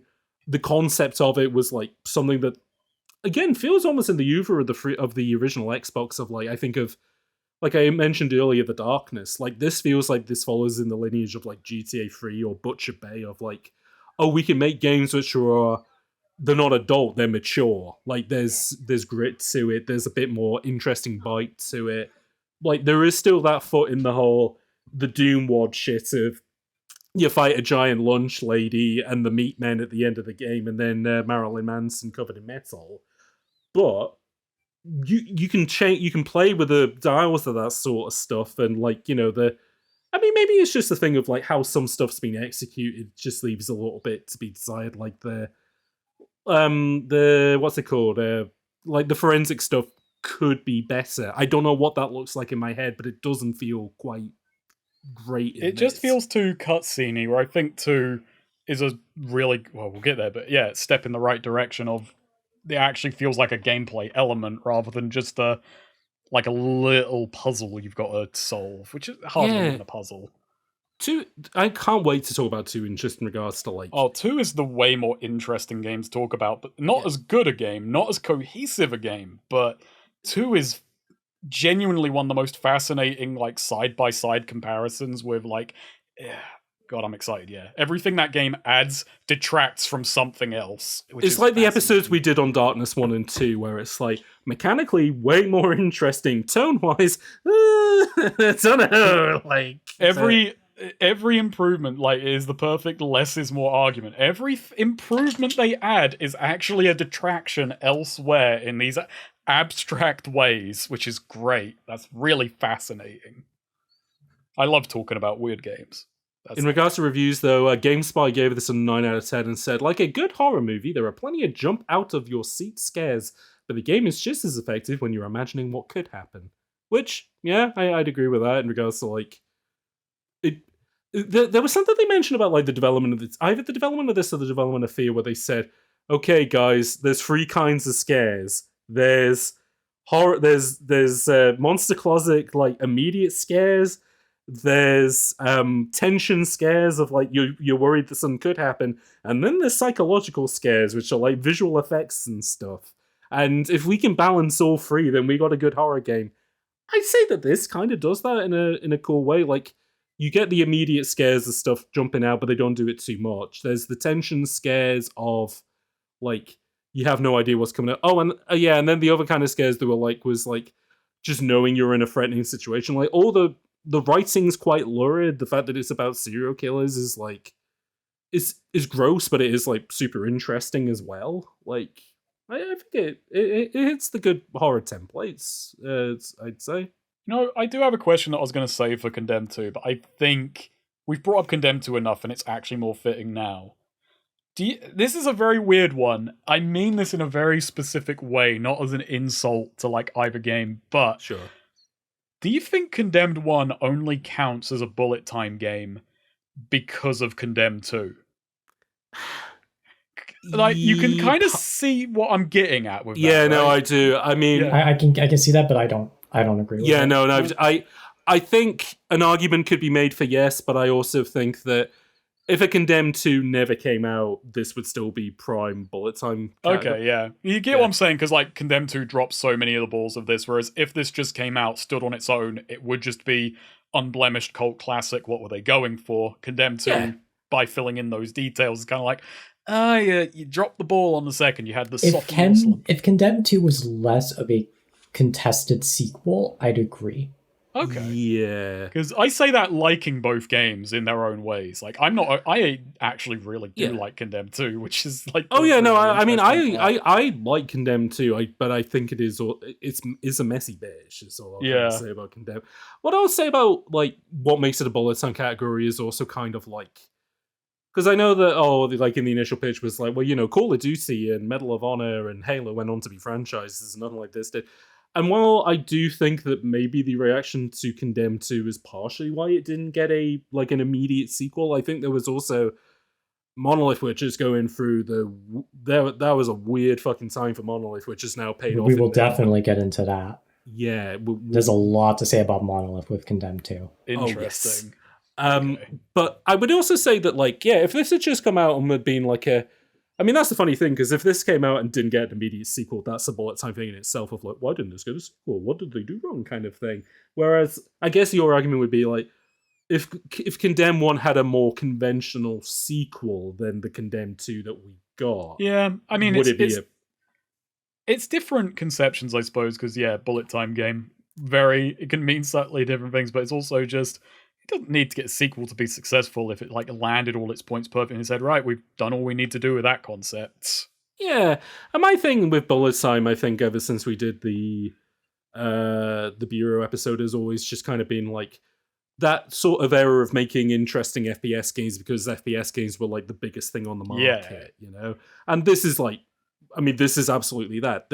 This game only exists because they had the opportunity to make an FPS game which could be something different to a conventional FPS game, made by a studio who defined the FPS, like, as much as like 3D Realms and it did defined what the FPS was. You know? I guess also, yeah, that is an element of bullet time, is examining the evolutionary dead ends. Yeah. Oh, yeah. And this, I would say, is like this shouldn't have been a dead end, but it did. No, it shouldn't have been. No. This should have led to more people going, oh, there's juice in the first-person melee combat. Let's throw our weight behind this. Yeah, like imagine a game like this where it was like the revival of like a belt scroller, like where it was like a first-person beat 'em up, but you're on the streets. Like you could see this melee combat be applied to different tones outside of like psychological horror, like this is, you know. But I think as well is that if you pitched this type of game, say in like the mid-2010s, you'd be laughed out the room. Oh god, yeah. Wait, after the financial crash, I don't think there's, unless it's an indie game, I think. How have we gone this whole episode without mentioning fucking Breakdown?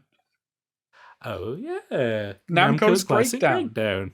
Yeah, which is on the list for an episode. It is on the list, yeah. Madman Epic wants to come on for that one. Yeah. I have to get my Xbox emulation working before we dig into that. I need to get the game. Like, that's all. Where is my copy? Fuck. I mean, that's an even more interesting thing of just talking about, like, an enormous Japanese publisher and developer going, I mean, we didn't really have FPS games in our countries. We evolved into this from a completely different direction. You know, it's like, why does a platypus have a bill despite the fact that there's like no duck DNA in them? You know, like that's what Breakdown is. There is so much weird about Breakdown, which I think you will get a kick out of. Which I'll say. Oh yeah, Breakdown would be a fun episode, I think, but this, I think, is like, if this game only existed on its own, like, this fits in the realm of, say, like almost like a Bureau of the XCOM Declassified, where it's like, you know, a studio that's known for doing one thing, like branching out and trying something within the mold of, well, the FPS is the biggest thing on the market, so let's see if we can innovate in that kind of space, I guess. Yeah, and it does do it very well. Like, this game is like a perfect launch title in, yeah, we're giving you something a previous console couldn't do in a unique way, and it's very graphically impressive. It's showing off what the console can uniquely do that you couldn't quite get on a console before. Yeah, like just the Doom-free ass lighting in it is like one perfect fit for well, again, I think it's one of those things that like probably the genre and like story of this game came out of the technical limitations of how the lighting worked. Like, yeah, perfect. It's like why like Batman Arkham Knight still looks fantastic 10 years later, because it's like, oh, it's set completely at night and during the rain, so like everything is a glossy ass fucking surface, versus Suicide Squad where it's like, oh, the time of day changes dynamically, so everything has to be built in such a way that it can look good at like any angle of the lighting. And just nothing it just looks flat as fuck as a result. It's gonna sound crazy, but yeah, because I've had my editing window open so I could review game footage, and I've just been on this frame for like 10 minutes just examining it, and it's like, it's such a nice frame. It's just a random moment, but everything in this picture, which is great for an audio podcast, just like, oh man, it's just such a nice looking still image of a game, and it's like so expressive. Yeah, it's just like like there are shadows in there that have like there could be anything in that. which is so like spooky looking, and it even has that kind of like bloom to it that just like those early 360 games had, where it almost like dreamy isn't quite the word, but it like, you know, like that room feels like it's really like dusty and gross, you know? Like the atmosphere is literally thick. You can swim it is through just the thickest atmosphere you've ever seen. Yeah. The meanest review I found, funnily enough, was from Edge, who gave it a 6 out of 10, which still pretty high for Edge, and said, a scary, vicious, visually progressive, if rather hollow next-gen showcase that doesn't outstay its welcome. If you want to spend a night or two in the company of the future of horror video gaming, you could do a lot worse. From their Christmas 2005 special. For a 6 out of 10, that is a very... For a 6 out of 10, that is a very optimistic thing of saying the future of horror games. Again, an Edge 6 is like that's like an IGN high 7 or low 8. So they use every number in the 10-point scale. But yeah, I mean, again, like it wasn't the first person horror game. I mean, I think Penumbra was before this or just after it, I think, right? It was around the same time. Okay.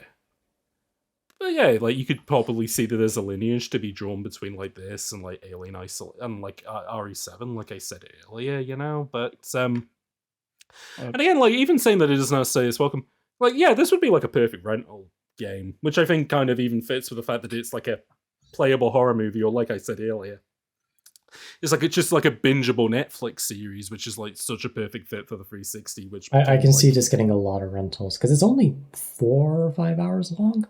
Yeah, like I mean, you were saying you couldn't pitch this in the 2010s.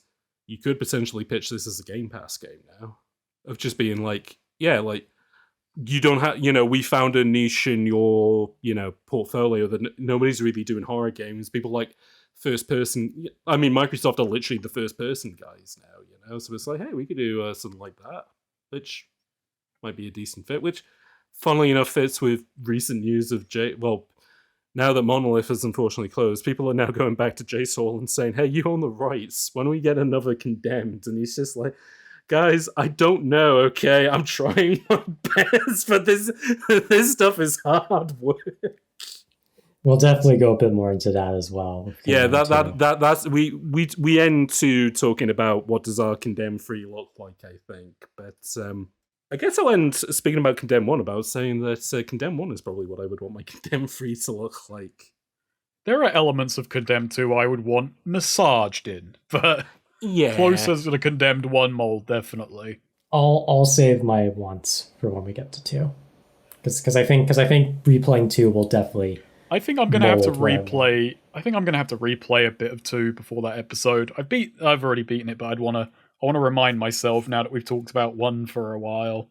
I think I'm probably gonna have to do the same. A couple of just quick hits in regards to so like 2 was basically guaranteed because I think this was like they budgeted this quite smartly. Basically, they built this in Fear like back to back essentially, and most of the team was working on Fear for the PC because they knew that was going to be like the bigger ticket title. Whereas this was a bit of a smaller team, and it was more to see kind of what they could get away with on the 360. But because this was like one of the like most unexpected hits out of that launch period, which is pretty good. It won Best and Worst as GameSpot's 2005 awards. It won Best Sound Effects and Best Use of Upset Disheveled Men. Huh. Not sure what came number 1 in that category, though. I couldn't find that out. Best use of disheveled men in 2005. I think if we looked at enough games, we could work that one out. Well, I was going to say, we've done a couple of... the Punisher was 2005, but I wouldn't say he was that disheveled. There's a lot of disheveled men in Half-Life 2, like Odessa Cubbage.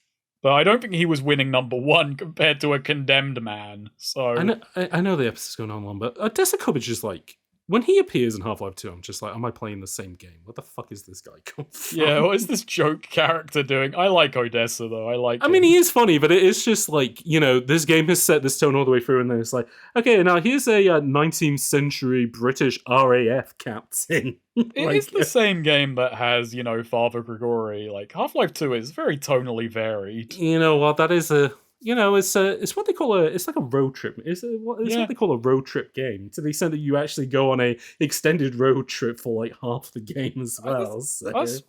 God, I'm not going to let us get distracted by it too long, but I will just say the tone of Half-Life 2 is so great to me because it does have that whimsy. It's got whimsy to it. It has got whimsy to it. That's true.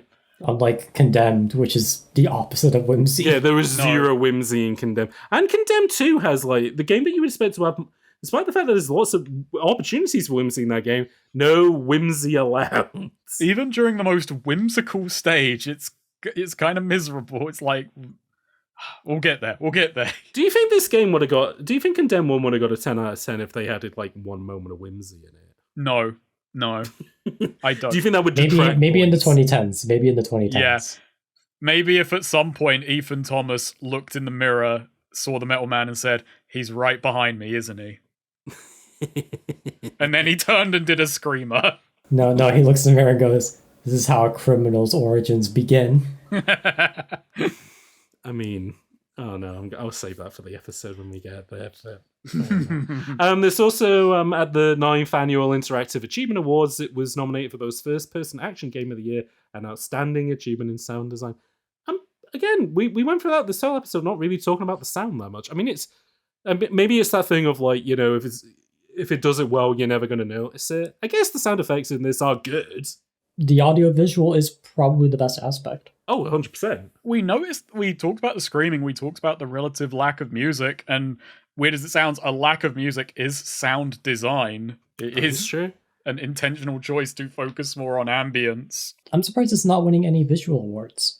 No, IGN gave it IGN gave it the best Xbox action game, best use of sound, and best game no one played. Oh, it was a runner-up in best artistic design and best story as well. So, I'm trying to think of whatever really impressive-looking games came out in 2005. Peter Jackson's King Kong, the game of the movie. Shadow of the Colossus. Yeah, Shadow's probably got it.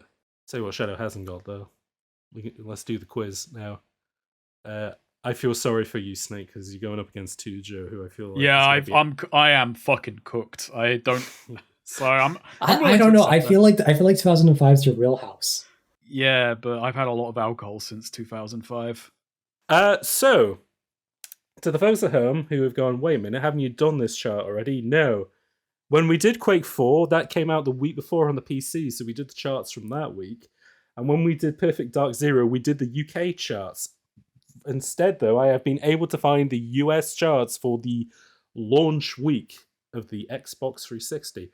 Now, both of you won't be surprised to see that there are a lot of Xbox 360s in this. Now, first question is, if you do believe that it made the charts, where do you think Condemned Criminal Origins landed? Well, given IGN gave it best game nobody played, I'm going to say it didn't even crack the top 20. I'm gonna say it made 8. No, 3. Fuck it, 3. I'm going in. I'm gonna say IGN's wrong. Snake, you should have stuck with your first answer. It is at number 8 on the charts. Oh no! Exactly number 8. It is exactly number 8 on the US charts. I'm kind of impressed. I'm impressed too. But again, I think that speaks to, a lot of people complain about, well, mostly gamers complain and go, oh, people just want the same slop every year. No, if you do something good and new, people will play it, Just they got to know about it. I just don't expect like many people who bought a 360 would buy Condemned along with it. I mean, when you think about it though, is that like, assuming you grew up in like the Xbox era and you were like, you knew you were all in on like, I have to get a 360 for Halo 3. So assuming that you're like probably, let's say the youngest, potentially 14, 16, 17, Condemned would be like perfectly, like, especially if you liked, you want to buy stuff that makes you kind of look more adult, and it's like, oh, horror agreement. And I guess like as well, this would have been just as the Saw movies were coming out, right? So yeah, we would have been 2005 Saw 3. Ah, okay. So yeah, so like you'd be primed for something like this, I think. I guess I'm not. Yeah, it's not too surprising it did well. Launch title, graphically impressive. It probably did have a bunch of hype behind it just on its position in the lineup. I think as well, Fear had like really helped out Condemned in regards to making Monolith a known name. But when I think of like 360 launch, I think of games that didn't do well, like Perfect Dark Zero and Cameo. Where is Cameo on the charts? You're going to find out. Right. Number 1 in the charts, selling 225,874 units on its first week, is an FPS game. Call of Duty 2. It is Call of Duty 2. I feel like that one was just a race to say the name, to be honest. Tujo, just going to say, don't worry about interrupting on this. Just go for it. Yeah, you just got to attack, which you can do with the next one. Number 2 in the charts is a sports game. FIFA. Not FIFA. It's got to be Pro Evolution Soccer. It's absolutely not. Madden. It is Madden NFL 2006 by Electronic Arts. These are the American charts again. These are the American charts, aren't they? John Madden. Yes, they are very much the. Yeah, that's why I yelled FIFA. 184,907 units sold in its first week. Now, number 3 in the charts is an FPS game. Perfect Dark Zero. It is Perfect Dark Zero from Rare and Microsoft Game Studios. Selling 704,525 copies in its first week. Wasn't it below 10 on the UK? Yeah, it didn't. On the week that it came out, it didn't even make the top 10. That is such a discrepancy in culture. I mean, we were big into the PS. We love the PS2 over here.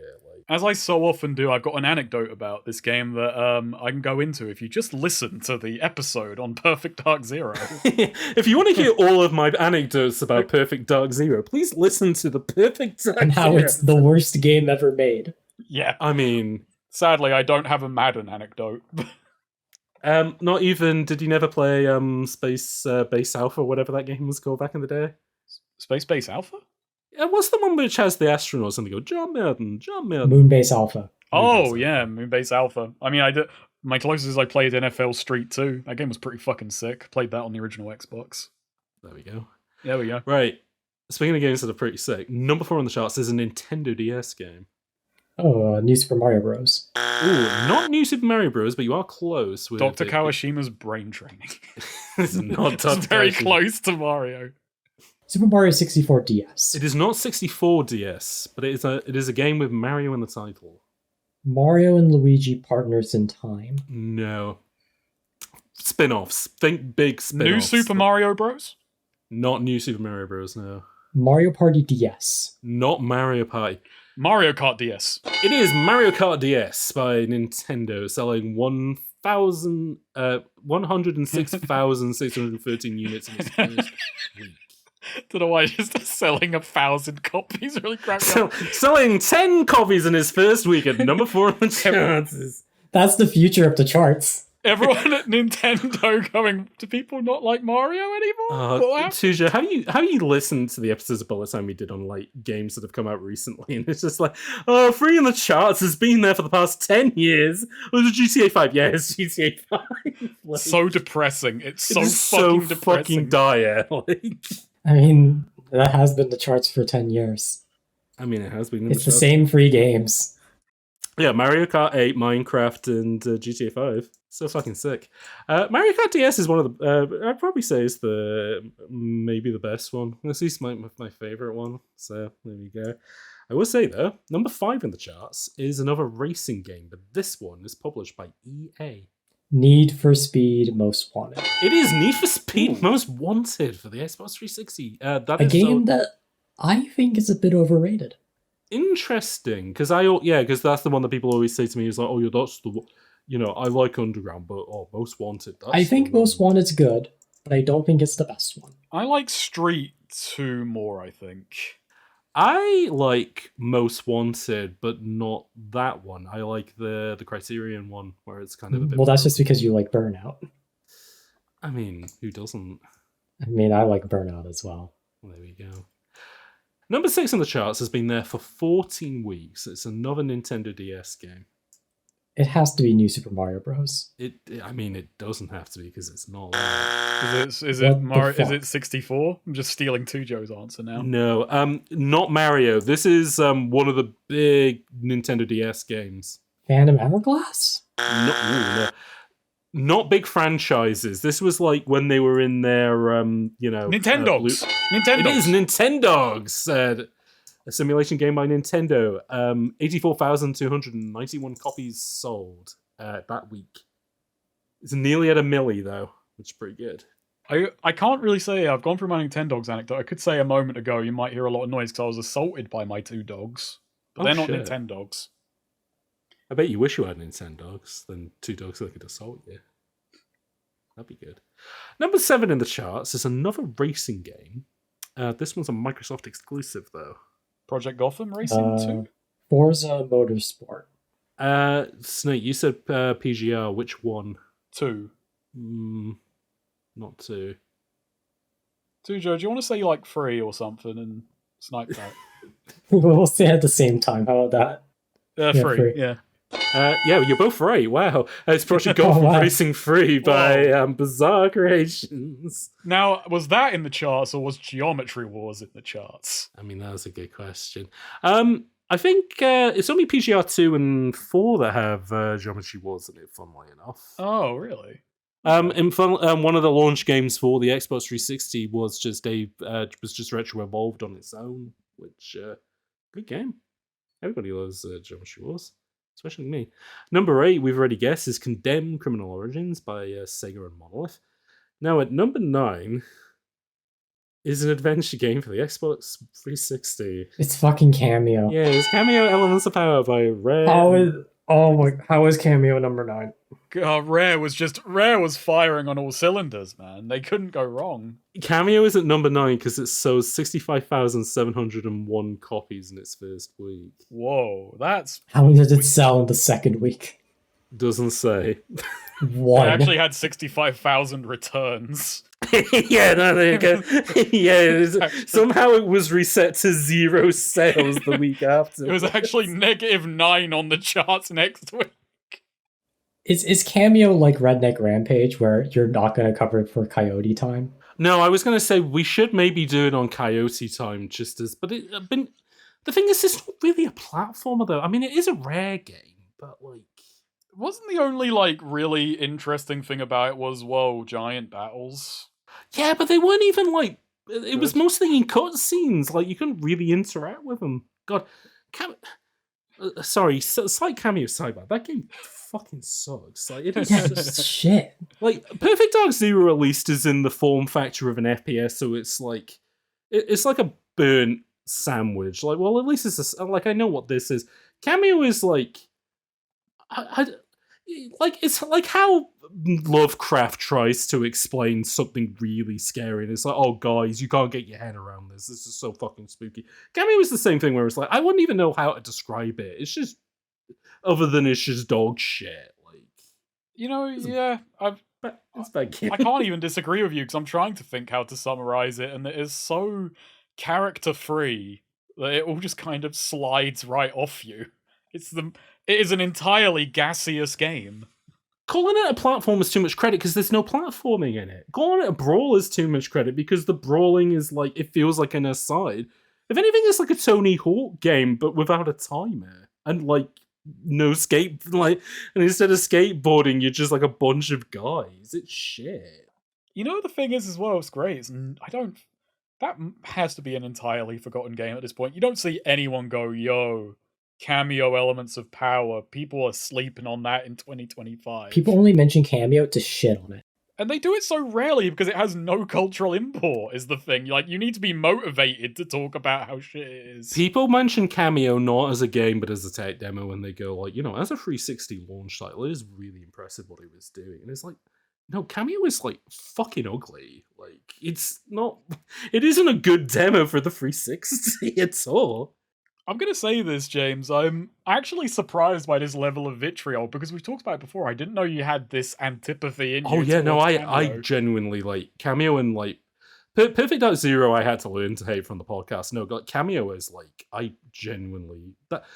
Like, people go, oh, you're a Rare defender. Absolutely not. Like, they had to earn my trust with nuts and bolts, that's all I'm going to say. But yeah, no, Cameo is not worth its weight. It's funny because I think by talk about how much you've hated it, I think you've just made the will for an episode go up, but to everyone listening, it's like, oh, but we gotta know why. Oh, we gotta know why he hates it.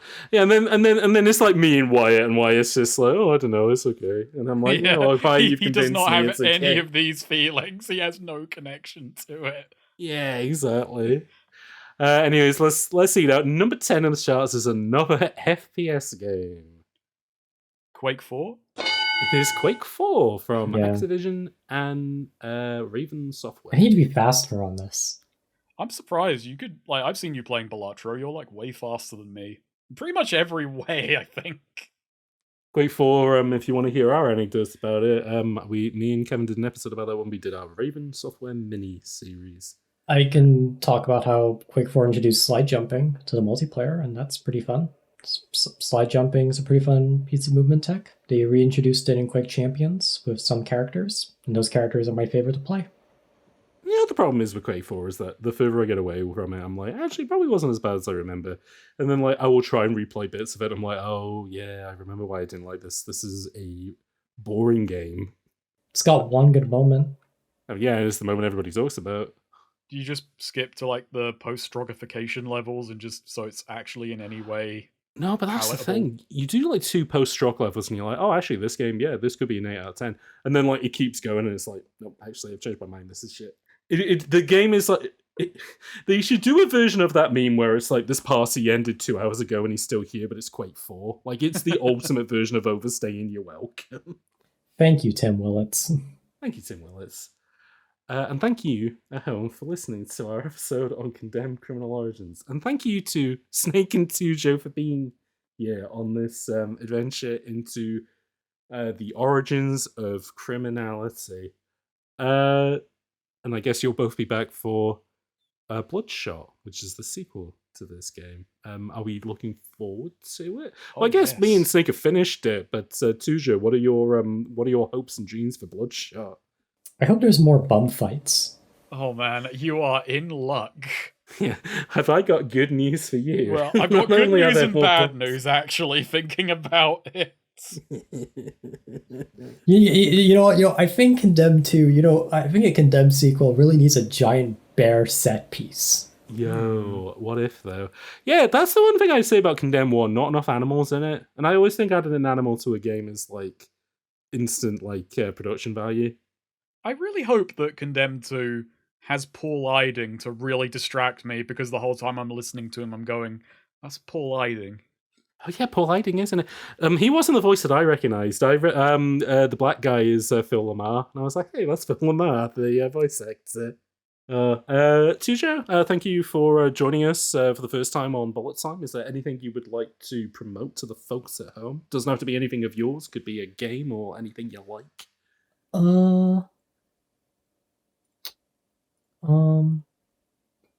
I got nothing. I have a Twitter, also known as X. I don't use it.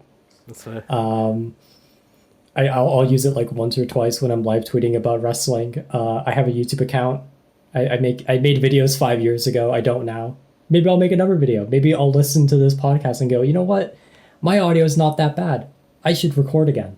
Yeah. Maybe 2025 is the year of the Joe. Yeah, we are making this. It's not 2025. It's Tujo 25.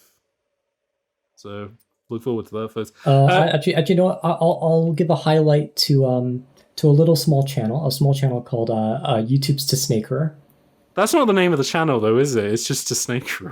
YouTube's to Snaker. That's the name of the channel. YouTube's to Snaker. Yeah. I do like. Yeah. Sometimes when people refer to themselves online, it's like, oh, I'm, Twitter's such and such or YouTube such and such, and I do like that we're giving the websites dominion over ourselves. I was gonna say I'm gonna bleep his name out, but it just cracks me up so much of fucking on YouTube on Discord calls himself YouTube's. It's like, I don't think there's any other. I think it's just you, bud. You don't have to like. Yeah, it's not like when you're at work and it's like there's 3 people called Jim, and it's like, well, that's Welsh Jim and that's Scottish Jim, and it's like, no, it's just. That's. I hope you beep out the gyms as well. Yeah, everything out.